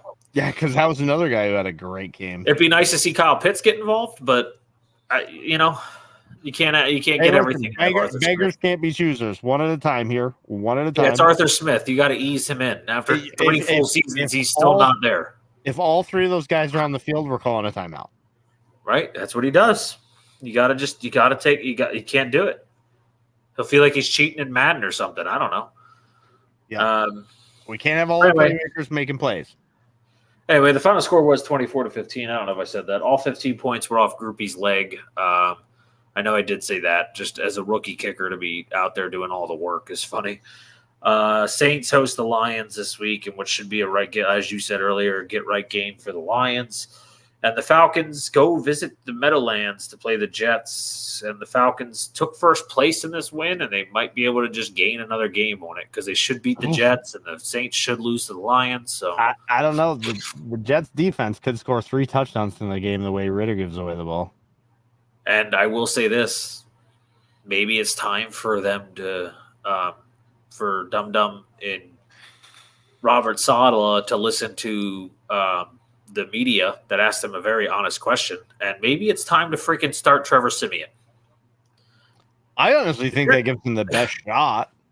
I agree. I think he's way better than Tim Boyle, and I think he's better than Zach Wilson. I think Zach Wilson's better than Tim Boyle, though.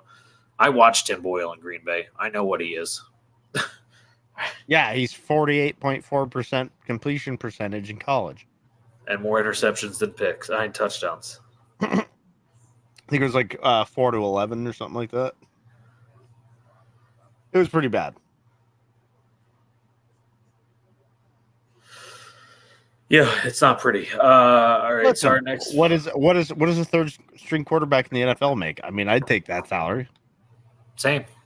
Yeah, same. Yeah. Bucks Colts, the next one. Oh. Feel bad. I did suggest Jonathan Downs to one of our viewers yesterday. I thought he would have Josh Downs. 5 for 43 is not bad in PPR. He still got 9 points, but I thought he would get a little better. But Michael Pittman was the guy who ate yesterday. But Josh Downs is dealing with a knee injury, which I forgot about. So he's limited still. Jonathan Taylor, Zach Moss both still had great games. Mo Alley Cox appeared out of fucking nowhere. I forgot he played football. He does that occasionally. He just kind of pops up and is like, "Oh, hey, I'm still here." Got that 30-yard completion on 4th down on their own side of the field. I don't know. I don't know. Rachaad White, by the way, I don't know if it's his first ever, but I'm going to claim it is until someone tells me otherwise. His first ever career 100-yard game.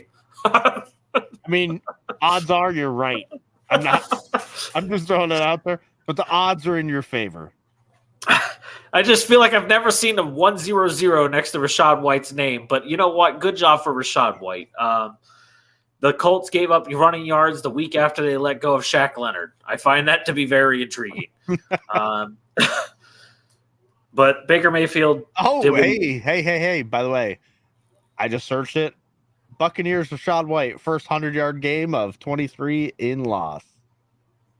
First year 100-yard game of this season. Yes, I don't know if he's had that. It said it of 23. I'm sorry, but the Buccaneers have an article that says Rachaad White hits century mark, continues torrid run. I'm like, hold on a second. This is really a torrid run. That might be a little hometown bias if you phrase it that way.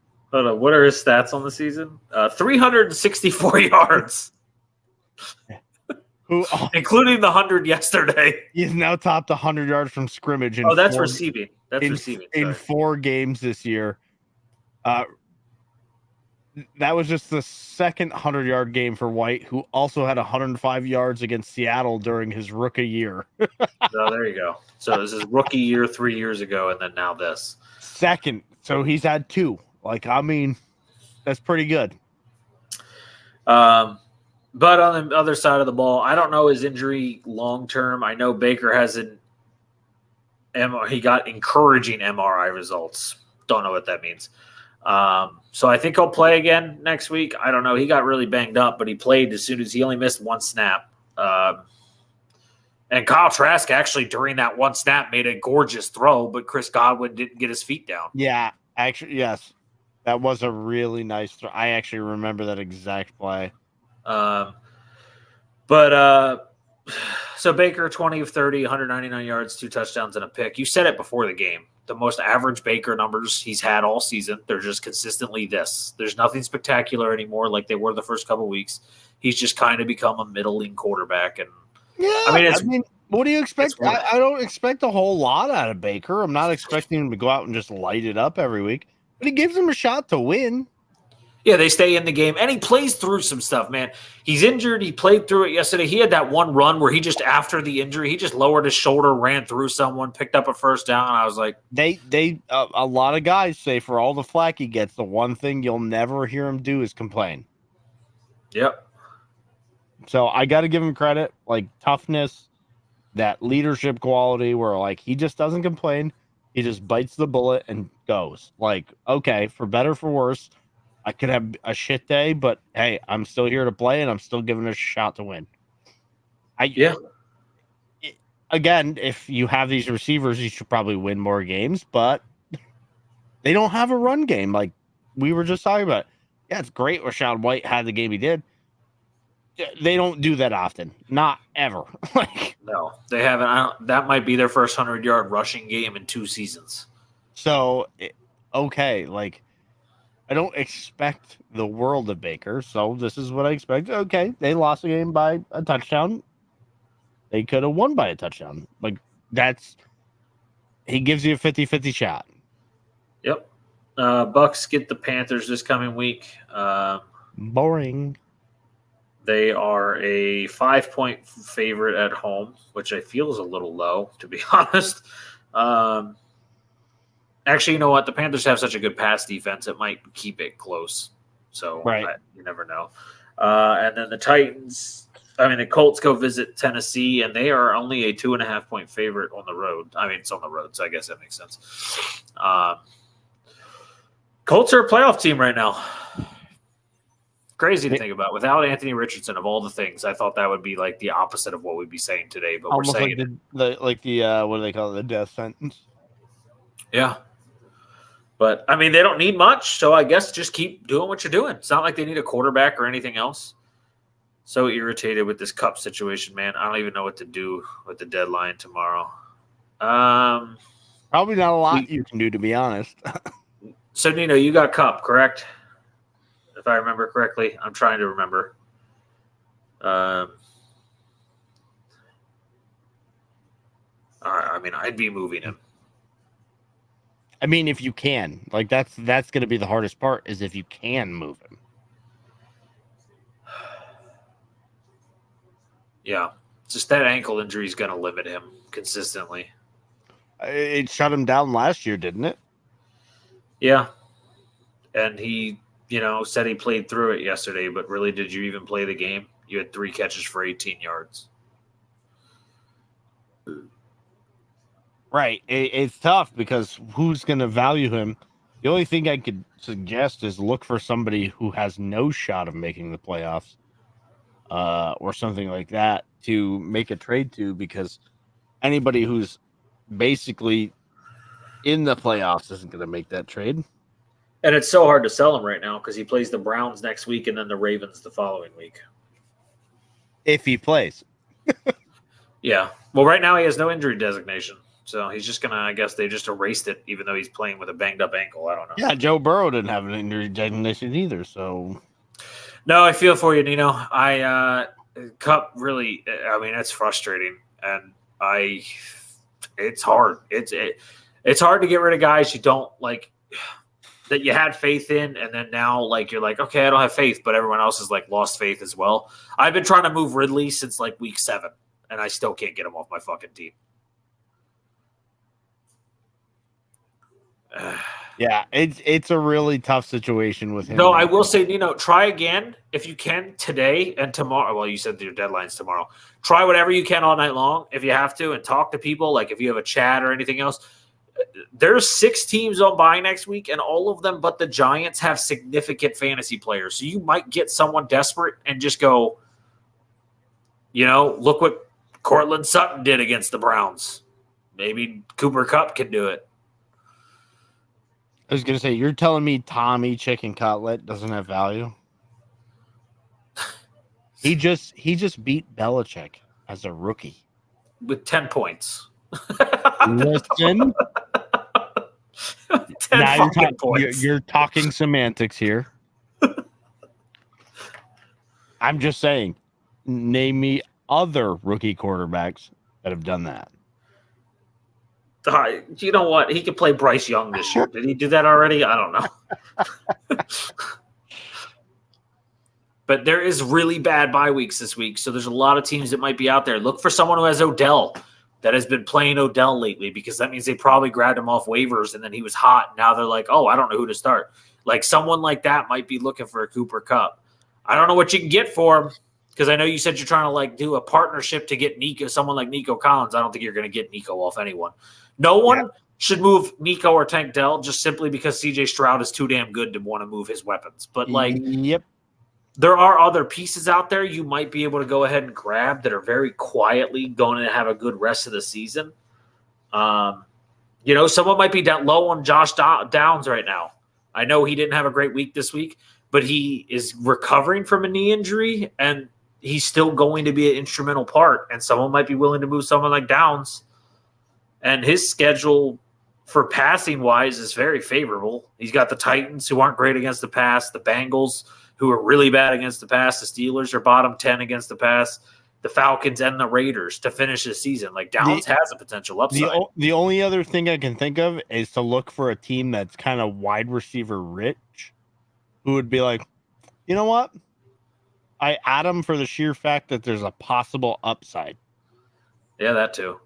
So if you look for somebody who has a lot of wide receivers or a lot of good wide receivers, where Kupp isn't really necessary, but could give him a slight advantage if they had him and he started playing really well. Having Pittman too. Having Pittman to go with it is kind of rough, because Pittman and Downs is kind of like it's a handcuff. It's a handcuff. Yeah, it's like taking a gamble that they both are going to have great games. So yeah, I think your best bet is to look for somebody who has top end wide receivers who might not need it, but could take Kupp as a depth piece that has a huge potential if he starts playing really well to add great depth, but don't necessarily need him. I'm trying to think if there's other like risky, like random names you could potentially go ahead and get. Rashee Rice is another one. Rashee Rice, I think, is huge upside right now. I'm like scrolling through these teams, thinking of the players that have maybe started to show something in the last few weeks to show consistency. I'm not going to tell anyone to go out there and get a guy who hasn't been showing positive. Yeah,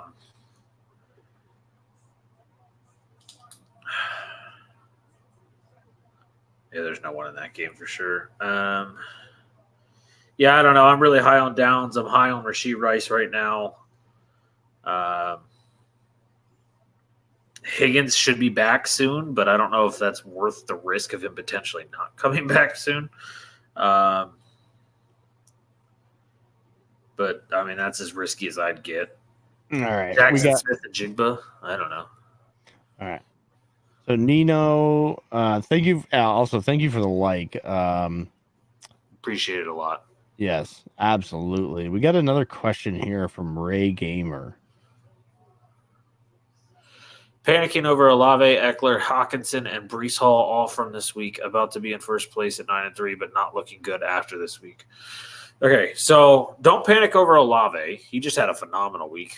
I wouldn't necessarily panic over Eckler either. I gotta finish this. I just traded Barkley and Metcalf for Eckler, and looks like I made a mistake. I was panicking over Barkley since week 3. I wouldn't say a mistake because Seattle has an extremely difficult schedule the rest of the season. I actually think you might have stole a little bit. Eckler, I'm not worried about. I hate to say it. I know his numbers aren't great lately, but he's got the Patriots this week. He's got the Raiders in 3 weeks. The Bills are a good matchup for him because they're going to have to use him.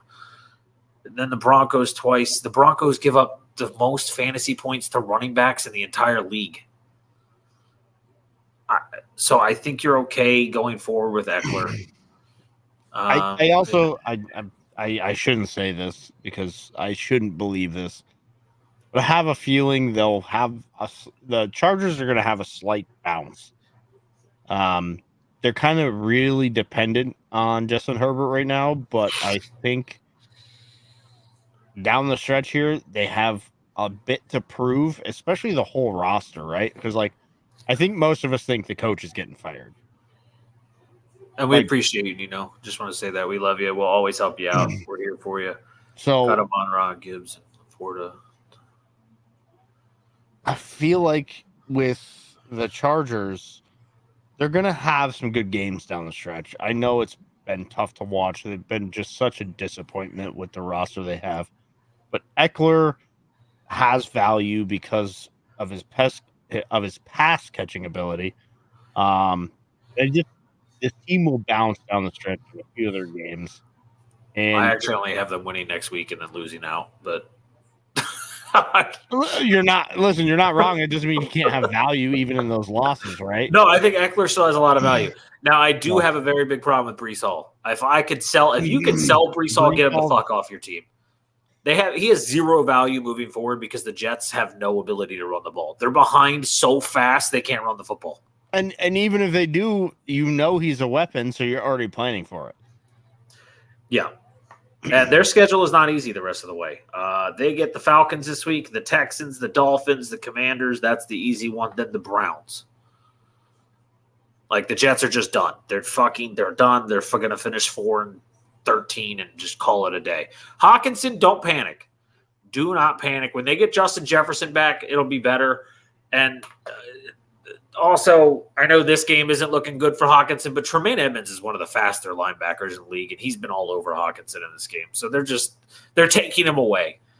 Well, they know how much Dobbs likes him, too, because Dobbs has come out and said how much he's enjoyed practicing with Hawkinson. So Brees Hall for Cook was probably a little risky at the time. Thank you for the sub. But I understand it because at the time when everything was going on and the Jets started to win, 2 in a row or 2 of 3 or something, or 3 or 4 or whatever, when they were getting those wins, Brees Hall was a big part. But it is all fallen off the wheels. Everything is going backwards. And James Cook for a while was looking pretty bad. I mean, yesterday he had moments, but Josh Allen still was the leading rusher. So it's not like they're not getting that much value out of James Cook either. I think the only value you're getting out of Cook is the fact that he's actually catching some passes out of the backfield, right? Yeah. But again, Ty Johnson might start doing even more of that if he continues to look as good as he's looked. He has that electric step. He's got that electric feel.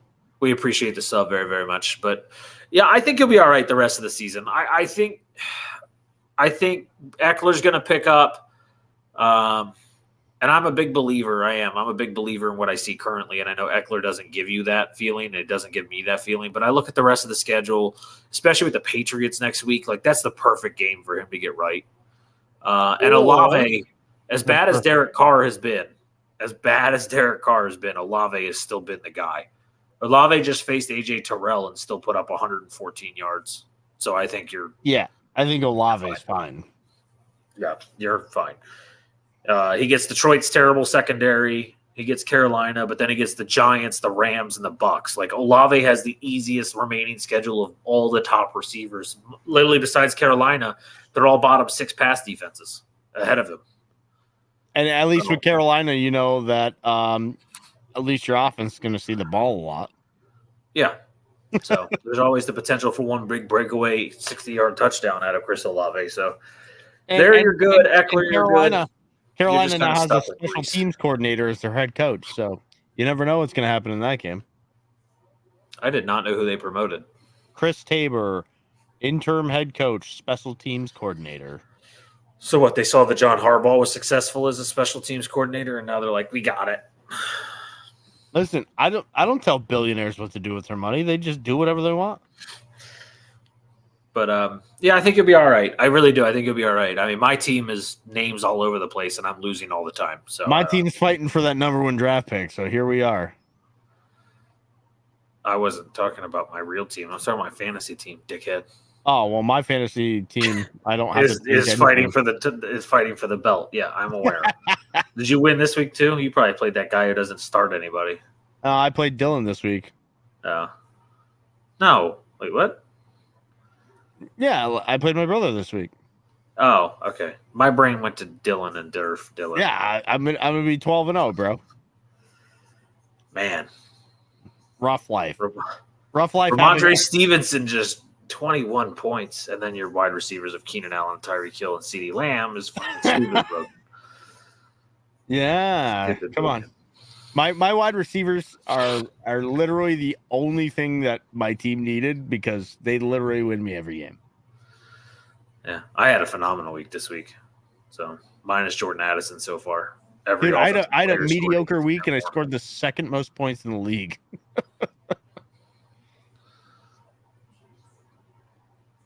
Yeah. No, you have the most right now. No, you don't. Hurts so good. 217 points. What the fuck? Yeah, Dak Henry, Pacheco, Rashee Rice. Yeah. 17 points out of Javon Holland. Yeah, that guy just dominated. Oh, my God, Dot. I don't have anything to say to her. That's all you, buddy. Listen, we know. We're a good-looking family. What can we say? Cardinals, or what did we just do? I don't even know what game we just did. We were Indy Tampa. I was gonna say Bucks, Colts. Yeah. Okay. Next one is your game. There's not much to talk about. 10-7 Giants win. The Patriots did 1/2 quarterback, 1/2 the other quarterback. You just haven't seen it yet. I feel like she's got to have seen your sister. She wants to marry your sister. I know. New York Giants. Danny DeVito coming through in the clutch. Yeah, he actually still continues to look pretty good. Jalen Hyatt, man, I said it from the fucking start of the season. Before the season started, we were talking on this podcast. People have heard me say it. I'll say it again. He's still the best receiver on the Giants. I don't know why it's taken this long, but he destroyed the Patriots defense in this game. Saquon Barkley did nothing because Bill Belichick did what he does. He said, you know what? We're going to take away your best weapon. You go ahead and beat us otherwise. The problem was he didn't realize Mac Jones and Bailey Zappi were also trying to beat the Patriots because they both suck ass. I think he fully understands that piece. They're both terrible. Yeah, he after 2 terrible interceptions in the first half by Mac Jones, he was like, you know what? Bailey Zappi. And then Bailey Zappi looked fucking terrible. You guys should go pick up that kid again that you cut. Malik Cunningham, I think his name was, or something. Just go get him and let him do whatever at this point. He'll be electric. Let's not risk any wins here, okay? But I will say Ramondre Stevenson did look really fucking good. I got to give him some nods. I thought he was going to look terrible. He looked good. Everybody else, the Patriots suck ass. The Giants suck ass, and we're just going to have to see what happens. Because, again, Tommy DeVito, like he did a couple weeks ago, got sacked for his life but still looked pretty decent. And he got bum rushed in this game, too, and still managed to do all right. Listen, you can't look great in all of them. But Danny DeVito going out there filming some Jimmy John's commercials Jersey Mike's commercials, and then he's... I was going to say, unless they got a chicken cutlet sandwich, he ain't biting.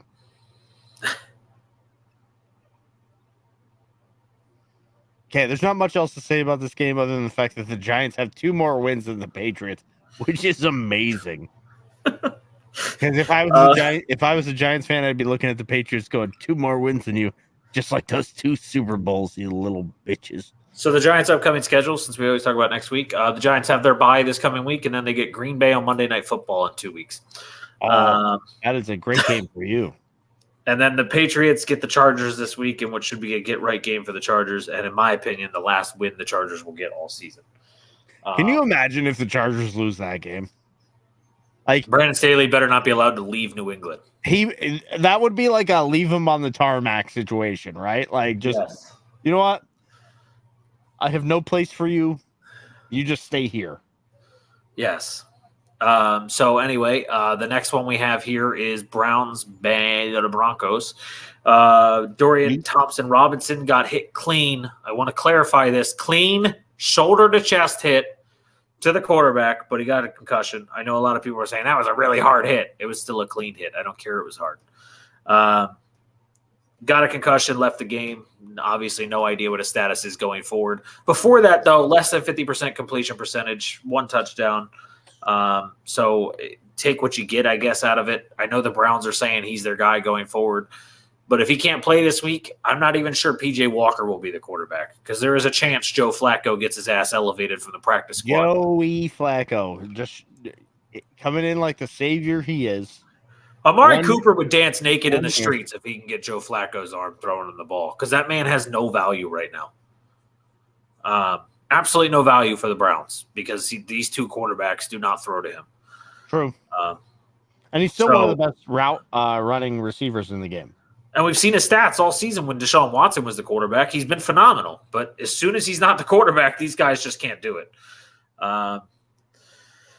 Anyway, on the other side, Denver just did what Denver does. Run the ball consistently, 37 times or something like that, or 27 times. I don't know. Some dumb number. 37 times in this game. Russell Wilson was just barely above 50%, but 134 yards, a touchdown, and no pick again. So he did have that fumble. Cortland Sutton was still the best receiver on the team, which isn't shocking, but they just continue to do what they have to do. Their defense has been figured out. They're a great defense again, and their offense just runs the ball all game long and lets Russell Wilson throw for 3 consecutive weeks, throw a beautiful corner end zone touchdown pass that only his receiver can get. Adam Troutman's catch was just brilliant. Continues to make me go, Russell still has it at times. It just appears and then it goes away. Sean Payton is like the great equalizer, right? Like, he's not asking Russell to do anything he can't do anymore. It probably is not Payton's choice of quarterback to use, but he's like, hey, here's what we got. We paid him how much money?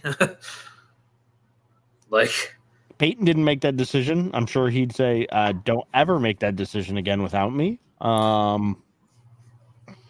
So yeah, I just think they're doing what they're playing to all of their strengths. They're the longest win streak in the NFL, 5 straight wins. One of the hottest teams in the NFL. Are they a contender? In my mind, not at all. But they're not a Super Bowl contender, but I think they'll be a playoff team, and I think they're going to be a real problem. Yeah, I think they're look at who they beat. Their schedule's interesting. They get the Texans this week, and then they get the Chargers. They actually have 3 straight road games here. They get Houston and Houston, the Chargers in L.A., which is not really a road game, and they get the Lions in Detroit, and then they get the Patriots, Chargers, the Raiders to finish the season. So it's an interesting schedule. Yeah, it'll be fun to watch down the stretch. They could make the playoffs. I don't think they'd make a run in the playoffs, but I don't think I'd want to play them over some other teams you might see in the first round because that defense is real since they've given up 70 points. And they actually lead the league in takeaways too now. Yeah, they're not turning the ball over and they're winning the takeaways. So that is a winning formula. And they're really running the ball well now. Yeah. I love it. Anyway, there wasn't a lot in this game just because it was a very grindy defensive game. Big news though out of the game. Yeah, I was going to say Myles Garrett's shoulder. I don't know his significance. He's considered day to day. Yeah.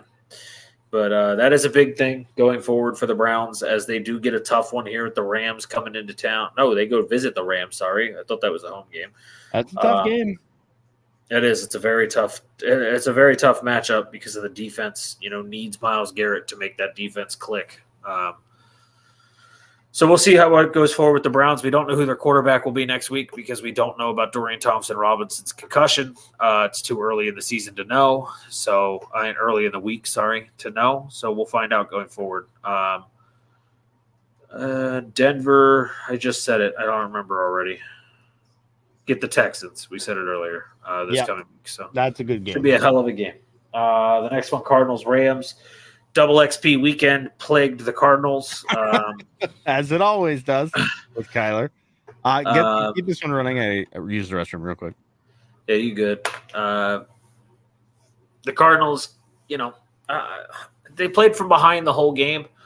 Hollywood Brown did get involved late in the game. In the first half, I was like, dude, I don't think they have any chemistry left. But he got it going. Trey McBride is still a good tight end, obviously. And he kind of showed it in this game. I thought he was actually going to be limited a little bit more than he was, but he came out and played pretty decent football.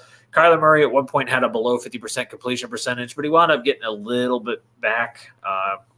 He wound up having a decent game, but he just double XP weekends, man. Kyler Murray just does not play elite football, and he hasn't really since he's come back. It's going to be shaking off all the rust. But the Cardinals aren't a good team, which doesn't help. They have a very porous offensive line. James Conner he was good at the beginning of the season, but his age, the man battled cancer, which is a very admirable thing to come back from and still keep playing. But that does take a wear and tear on your body. And his age plus all the touches he gets. I mean, he's been the bell cow at University of Pittsburgh, and then he was a good bit the first couple of years with the Steelers, and now here in Arizona, it's just wearing him out. He doesn't look as good, doesn't have the explosive step, hasn't been effective in the receiving game. They did pick up Michael Carter, who the Jets cut, which was just a weird cut. But I do think he could take over as a 1 and use James Conner as the 2 going forward. But on the flip side, Kyron Williams, man, out of Notre Dame, I didn't think he was going to be that special. I'll be 100% honest. He looked all right at Notre Dame, don't get me wrong, but he never made me go like not Travis Etienne, Jesus Christ, Audric Estime, the current Notre Dame running back. I really want him in Green Bay. Like, I want us to trade Aaron Jones. I want Audric Estime. I believe in him. Kyron Williams, I was kind of like 50-50. I didn't see like the big, holy crap type player. He has looked phenomenal in the NFL, and he destroyed the Cardinals defense. His first game back, this is the team he got hurt against before his IR stint. His first game back, and he went off. Like, he didn't miss a step. Matt Stafford looked phenomenal in this game, but against the Cardinals defense, you really should. But Higbee, they told Sean McVay during the week, they asked him about why no tight ends for the team had a touchdown entering this week, and then Higbee gets 2. So Sean McVay goes, oh, you don't think we can throw to the tight end? He made sure we did. Tutu Atwell, leading receiver. Puka Nacua and Kupp were very, very limited. I do think that's a tip of the hat to the Arizona defense, being able to stop those two. You can't stop all of them. There's too many weapons. But stopping the big 2 was impressive. But, yeah, there wasn't much to this game other than that. I don't know if you have anything to add. sucked on Kyron Williams' balls a little bit. I don't know. Rams Cardinals really wasn't much to say. I mean, it wasn't even as close as the score says it was. Kind of a odd game. Like Kyler's there, and then not using Hollywood Brown at all. Run game's really non-existent. McVay and the Rams, like McVay has them playing well. Like you said, they kind of have a lot of weapons. And they're just finding a way to use them all. Like you said, they finally got the tight ends involved. Kyron Williams looks like he's the real deal going forward. And I think they'll just roll. I don't think they'll beat good teams, but they're kind of a middling team who will be good enough to upset some people. Yeah, the rest of the season, actually, their schedule is kind of interesting, right? Like they're 5-6 right now. You would say they're probably not a playoff team moving forward. By the way, Gamer, I don't know if you're still with us, but TJ Hawkinson's been getting a lot of targets on this drive. But anyway, moving forward, they get the Browns and the Ravens back-to-back. So that could be a win or a loss. I don't know how the Browns are going to look. I don't know. So it's hard. But then you get the Commanders, which they could beat. They should beat. They're at home. They get the Saints at home. So those are good games for them. And then they get the Giants and Niners. So you get another easy game of the Giants, and then you'll get slaughtered by the Niners. But, like, there's a chance the Rams finish 500. They won't be a playoff team, but there's a chance they get 500 at the end of the season and are right above 500, 8 or 9 or 9 and 8. But either way, that's a lot better than a lot of us thought this season was going to look like for them. Yeah. Oh, yeah, for sure. I mean, you got a very aging team. So I think it's one of those things where there weren't a lot of expectations. They have a lot of guys that are past their prime. I think Puka Nakua's been a happy find. Kyron Williams has been a happy find. And they're going to need to build around him, but they're still going to be kind of in a hellish place when it comes to salary. I think they're in a worse place than people realize because Kupp his injury is going to linger. I mean, he's had some problems. Yeah, he's had injury. He's becoming injury prone. And now you got Stafford, who's already been banged up a lot, and that offensive line's still not great. And I don't know how many years Stafford really has left. No, I mean, for the time they have him, they'll be relevant because I think he's still a very good quarterback. But with injuries, not really having a guy who can take the top off. Like, yeah, you have Kupp, yeah, you have Nakua, but Nakua burns zones. Kupp, yeah, he in the past he was always open, but again, he's now past his prime, I would say. Aaron Donald is towards the end of his career because he says once he feels like they can't win anymore, he's going to retire. Yeah, it's his downturn, he said, which is the really concerning thing. And so I think they're kind of coming to a point where they're not going to have many good pieces left, so they're just going to continue to decline. He didn't pick up a single stat this weekend. Mm-hmm. Well, who else do you have to block? I mean, the Rams are getting some pretty good amount of sacks this season. It's just random nobodies, to be honest. Listen, the Bears have the least amount of sacks in the NFL, and they look like a all-star defense tonight against the Vikings. So 11. I'm actually adding this up because I'm curious.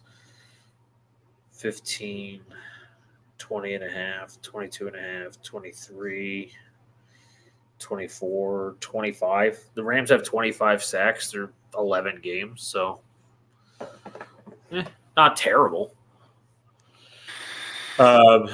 But yes, and also the Vikings defense looks like they have the best pass rushing in the league as well. This game is literally the two. I don't know if there's two worse offensive lines. These two offensive lines are so freaking bad. But anyway, Arizona, they get the Steelers this week. And the Rams, like I said, host the Browns in what should be an interesting matchup. Not great for the fans that, don't love defensive and kind of football, but I'm kind of interested in it at least. You kind of got to like all the types of football, right? Yeah, but I'm just kind of interested to see how that game goes. But anyway, our next one here, Eagles 37-34 in overtime. The game of the week for sure. Best game I've seen all season, to be honest. That was phenomenal. In the rain, everything, the elements added to it. It was a really fun game to watch. But what did we say? We said whichever quarterback doesn't make the mistake will win the game. Jalen Hurts didn't make the game or make the mistake, and they won the game. Go on, also dot. Eagles win. Jalen Hurts made the plays. Overtime, the killer instinct of Jalen Hurts, way better than the killer instinct of Josh Allen. I'll say it over and over again. When you're 0-6 in game-winning situations in overtime, he's 0-6. That's also part of the coach. I'll give that, but he doesn't have that instinct. And I did find out during that game on third down, they take Stephon Diggs out of a lot of third downs. I don't fucking understand that. Flat out don't get it. They said he's very commonly not on the field during third down conversions, and I don't fucking understand. Maybe they want to stop Josh Allen from throwing it 40 yards down the field into triple coverage. I don't know, but there's another Sean McDermott question mark for me. But in the end, there's not a single person in the world that isn't a Philadelphia Eagles fan that does not have an opinion of the fact that the refs had a factor to play in this game. And the NFL needs to stop letting these refs control phenomenal football games. Listen. I understand the gripe against the refs, but if you're up 14 and you can't put a boot to a throat, don't go. No, I agree.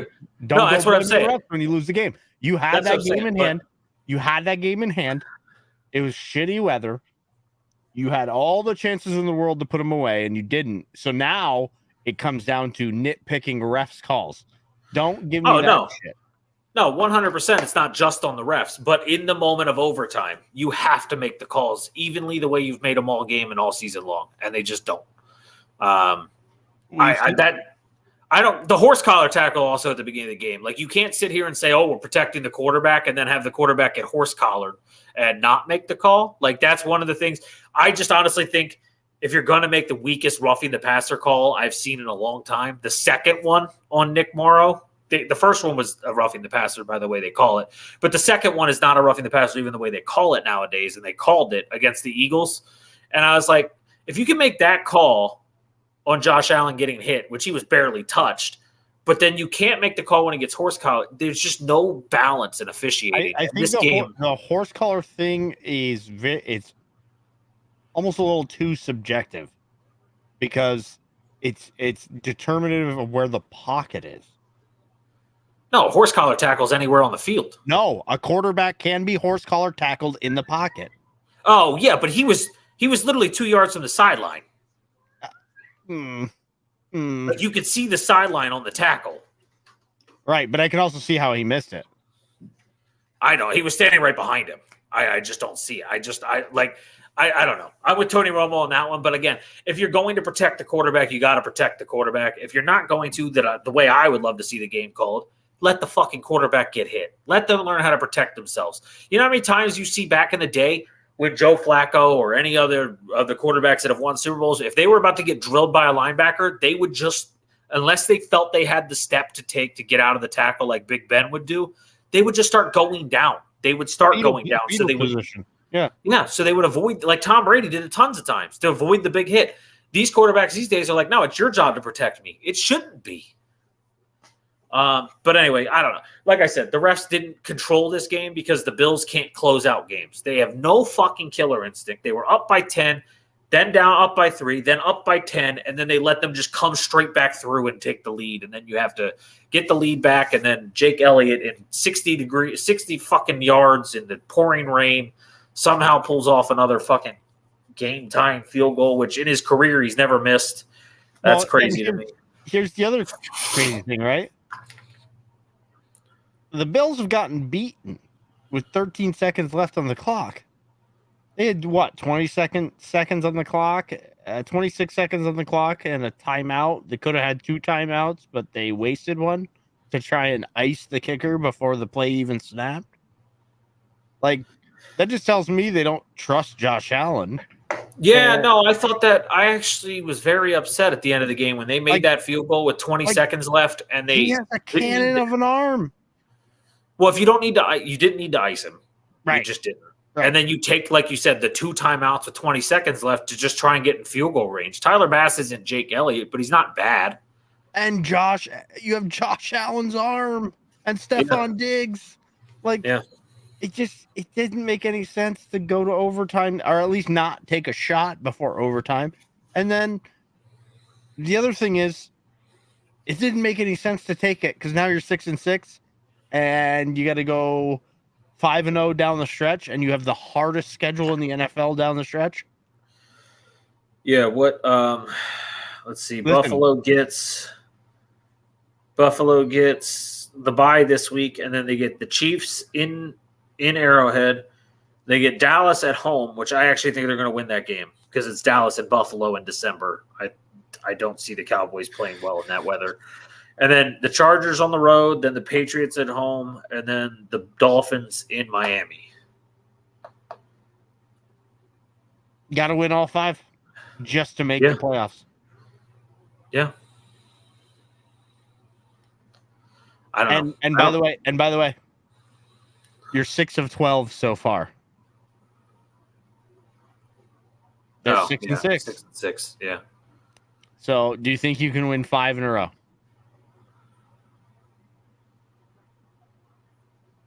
I think it'll be a colossal letdown. I mean, it's just so bad. Like, it's just such a bad setup. Yeah, no, and I think Sean McDermott's one of those guys. They might go, "Oh, we'll give him 1 year since he's been so good." But I think you need Josh Allen to get an offensive genius. Yeah, if you don't replace the head coach, you better find him a fucking quarterback coach real fast or a good offensive coordinator. Like, I don't know, this could be a guy you could see Frank Reich go sign with. All right, let's see. Herbert. Well, you have a bye week. Oh no, I'm thinking of Josh Allen. Sorry. Running backs: Taylor, Kyron, Brees, Pacheco, Warren, Charbonnet, Keaton Mitchell. Wide receivers: AJ Brown, Hill, Rashee Rice, JSN. Tight end likely. What would you recommend I do?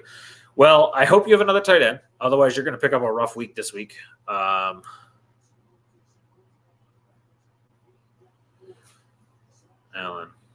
or Hurts.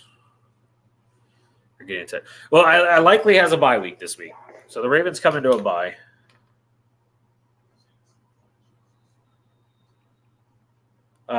So give me a second. Let me see. I don't know if I'd move Herbert. Let me look at his schedule. I just don't know. I think your team is really good. You just need a tight end. I actually love that team because likely has a bye. You need a bye week tight end. But Herbert has the Patriots, the Broncos. Don't like that one. The Raiders, I do like that one. The Bills, not a fan. The Broncos, again, not a fan. I don't know. I mean, if you can get Hurt, I don't know. Hurts has a really tough schedule, too. Well, actually, the last 3 weeks are really easy. But if you can give up Breece Hall, do it. I'm not saying move Herbert, but if you can move Breece Hall, definitely do it. I don't care if you get a bag of nickels. I would still do it. Yeah, I mean, Breece Hall has no value moving forward. They actually have a very tough schedule to finish the season. And everybody's really just stacking against him. Yeah, he's been real bad because defenses are scheming him. I don't know if you're getting Herbert or not Herbert, but if you're giving up Herbert, you're going to get Allen or Hurst, depending on where those guys stand in the league, because they're going to just want to keep those guys. I don't. You have Charbonnet, Pacheco, Kyron, Taylor. I mean, you can afford to move Warren, but I would see if you can move Brees unlikely for someone like McBride.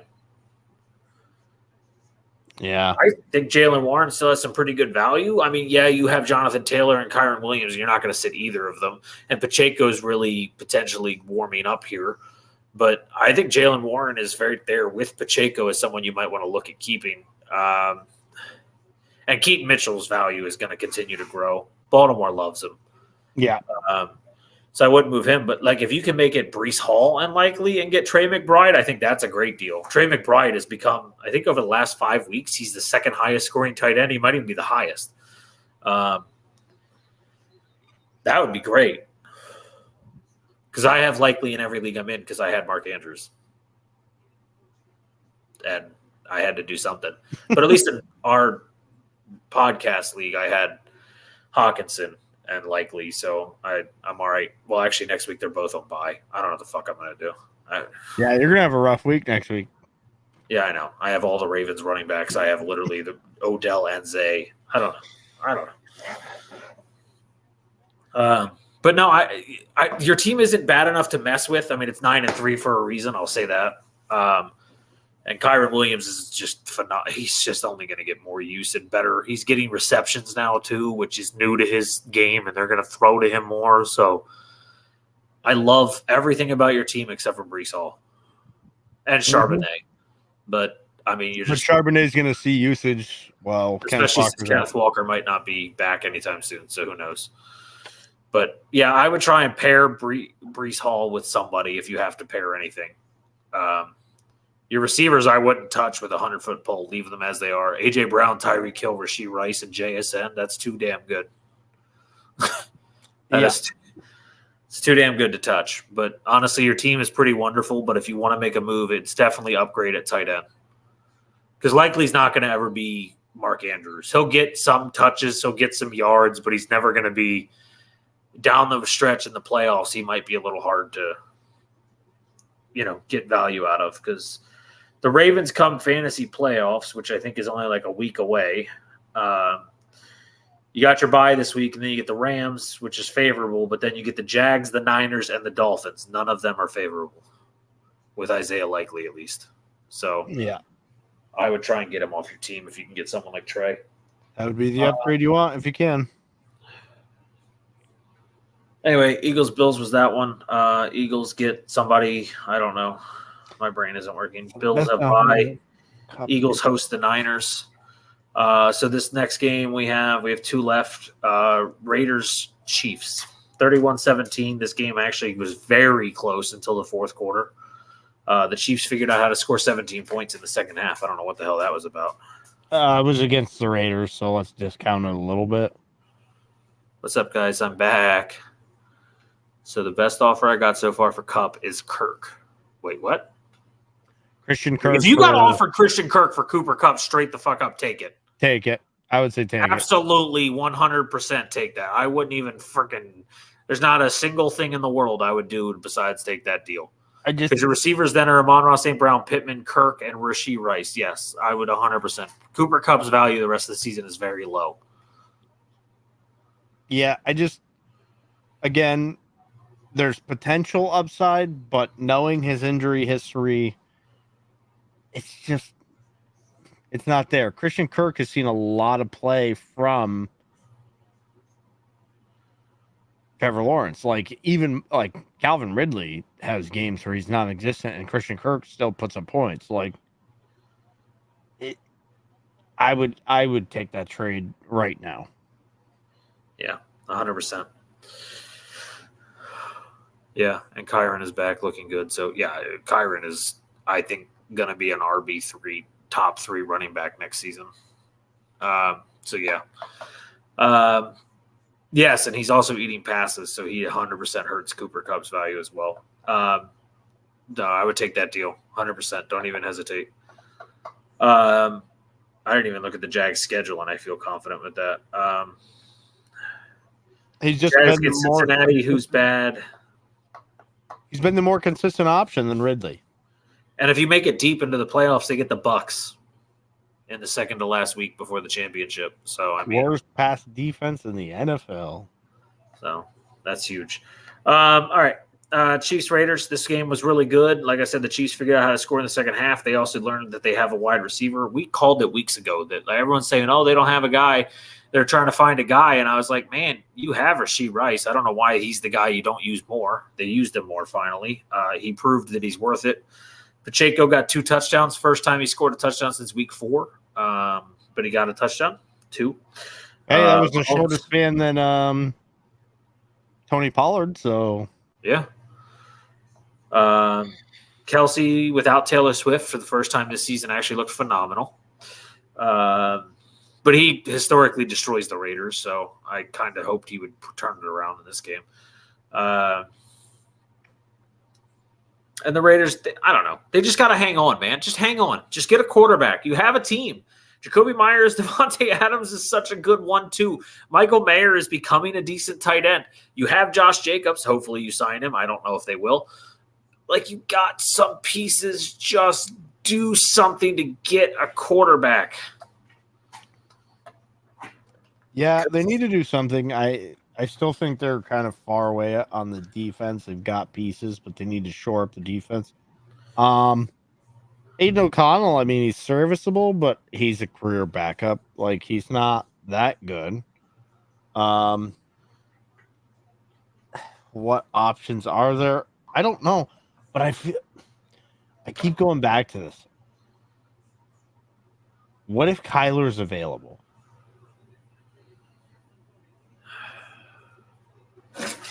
You think they're going to take someone that's not Caleb Williams over Kyler Williams? Kyler Murray? I don't think they're getting to Caleb Williams. That's what I'm saying. Do you think they're really going to take anyone else at that point?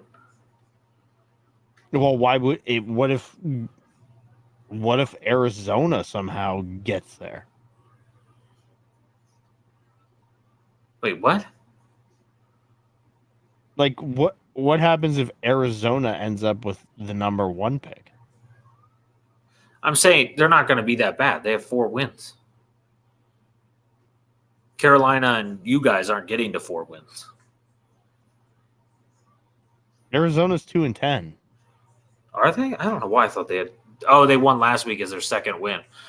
Okay, so I guess if he's available, would the Raiders take a Kyler Murray?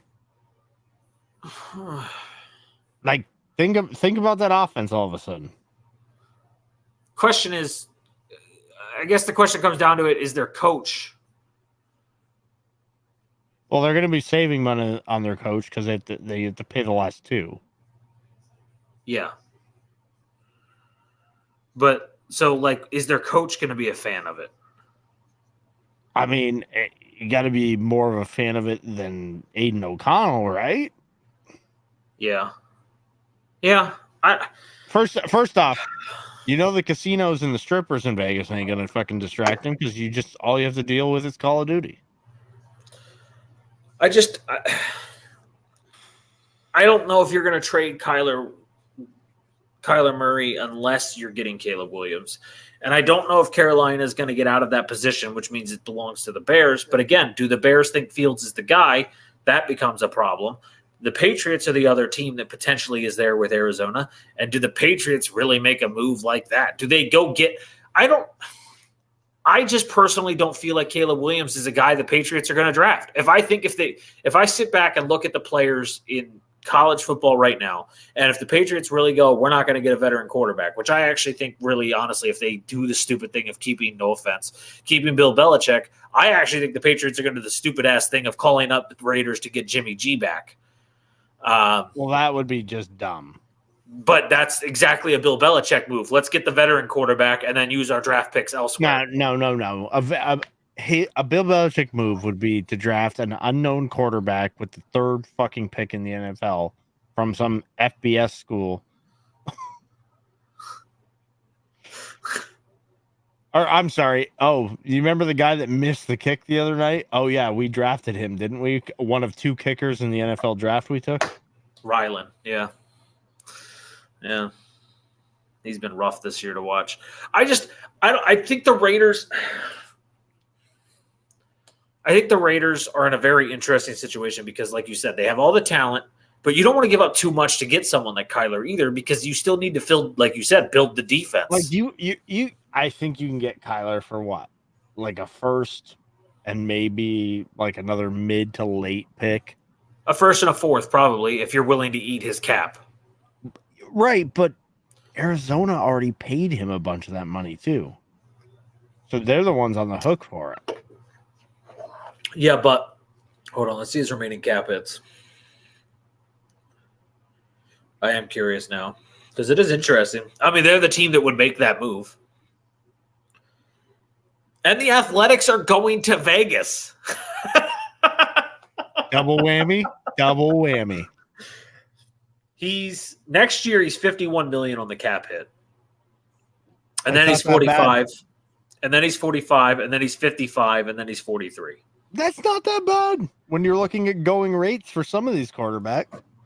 And you have a guaranteed guy. He's not phenomenal, but he's good enough to make that offense But he's explode. with like Devontae. You know what I mean? Like Jacoby Myers has really stepped up. Jacoby Myers, Josh Jacobs is your running back. If they re-sign him. They got a lot there. That's what I'm saying. You get a guarantee. You already know what he is. And makes Max Crosby happy. Make him happy. Make him feel like you're getting the quarterback that he can, win games and he can play on the defense of. The dude was pissed he had to leave the field yesterday because he was injured. Like, the man is a freaking machine. Give him something to see on the other side of the field. I don't know. I like it. I just don't know if it's going to happen. Arizona has to be in that position, right? Because they're not going to risk Kyler Murray for someone like Drake May or Michael Penix or Bo Nix or there's another big quarterback. My brain is slipping. They might. I don't know. They are a very poorly run organization, as I've said bajillion times on this podcast. So, on the other side, though, the Chiefs, they did what they had to do. They won this game. I think they looked good. I will give them credit. But they did have concern. I don't like the fact that they let Aiden O'Connell actually put up some points against them, and Josh Jacobs ran all over them. There are some negatives that had some red flags for me, but maybe it was just a bad game for the defense for the first time this season, and they'll get back to it. I think they'll be fine. But I think the big thing was that the Chiefs figured out a way to score points in the second half. They won a game they're supposed to win. And again, they're only, 6 drops from beating the Eagles, so... All right, last game. Oh, wait, who they play next week? Sorry. Chiefs next week get the Packers on Sunday Night Football. I somehow already forgot that and had to look that up. And the Raiders are on a bye. So there's that. And then they come back with the Vikings after their bye. Our last game, Sunday Night Football, was a really good game. But in the end, it was just kind of controlled by the Ravens. Yeah, I didn't really ever think this was out of their control. No, I did not either. Have a good night, Odin. Good night. Love you. You in your sleep. That means you love both of us. Both thought.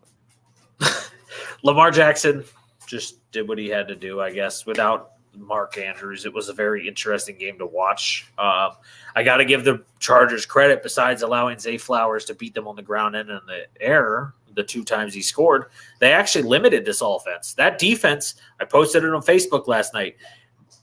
At least on the defensive side, we can't blame Brandon Staley for this loss. Right. This is 100% the weapons on offense. The 3 people you want most in the Chargers offense to do well and carry your team all had a fumble that they lost to the Chargers, right, to the Ravens. The Justin Herbert got strip sacked. Austin Eckler fumbled the ball. Keenan Allen fumbled the ball. The 3 best players on the Chargers offense all decided to give the ball to the other team, and they lost by 10.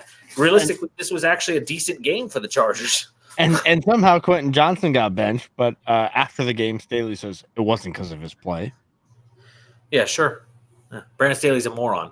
But for once, this defense actually... He had a rib injury. I mean, when Herbert went into the tent, he did come out of the tent, so I guess they could argue that. I don't fucking know. But I got to give the Chargers defense credit. They actually woke up in this game. They're not going to stay awake. They're going to go right back to sleep. Yeah. But I was impressed by it. The Ravens do have concerns on their defense. The fact that Keenan Allen is Keenan Allen still, but he tore them apart. You do think that the Ravens would be a little bit aware of Keenan Allen and stopped him. But I don't know. I liked what I saw out of the Chargers besides the turnovers. I actually think they would have won this game without the 3 turnovers because 2 of the turnovers put the Ravens in position to score, and they scored off of them. They didn't dominate this game. They just controlled it with the way their defense plays, some physical-ass defense. This game is terrible, 9-3.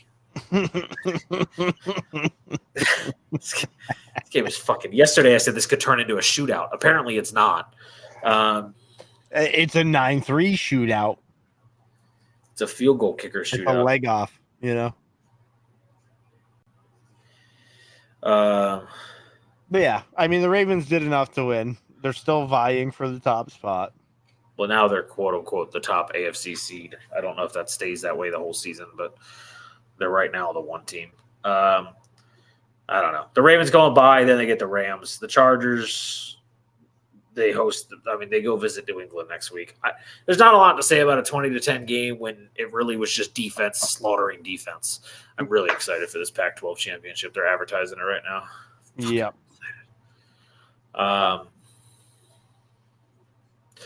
I don't know. It's getting late. We both have to go to bed because we both have early. I don't know about you, but I got an early morning. Oh, my morning comes around quick at 4 a.m., my friend. Yeah, I got to get up at 4:30, so I feel you. I'm also still recovering from the fucking flu, so I feel like crap, but I'm doing my best. I got a rain to wake me up. Stop making out with all those randoms. You wouldn't get the flu so often. Yeah. It's nothing to do with the cold and the rain. The state's so fucking broken. It rained for 2 days before it hits 30 degrees. Now it'll be 30 for the next 2 days and not get a single drop of snow. Yeah, listen, Mother Nature, fickle. Sorry, guys. We know normally on Monday nights we actually give you guys updates on what's happening in the football game, but it's 9-3 because it's 3 field goals for the Bears. Because literally nothing's happening except both teams are sacking each other relentlessly. And Josh Dobbs, I think, has 3 interceptions on the night. 2 of them are deflected off his own receivers. The only one was an underthrown ball. The other 2 were deflections. I wouldn't blame off his own receivers. Yeah, exactly. And his leading receiver tonight is Brandon Powell with 28 yards. He's 14 of 22 with 88 yards. Fields is 21 of 29, 155 yards. He's also got 44 yards on the ground. And DJ Moore is 8 catches, 58 yards. Khalil Herbert, I am glad we told whoever yesterday not to touch that. He is doing terribly. But again, you probably plan to stop the run when you play the Vikings and make Josh Dobbs beat you just because or the Bears, and make Fields beat you. Yeah. I don't know. I have nothing else. If you have nothing else, I'll see if there's anyone to rate. I doubt there is. I had something to talk to you about after we get off the air, but I don't know. All right. I think we're good. I don't really have anybody on. If anybody wants to join me tomorrow, if you guys like racing, I do start my racing thing tomorrow for the first time, our first ever show. It's only half-hour nights. They're not long. They're very short, but the name is The Restart Zone.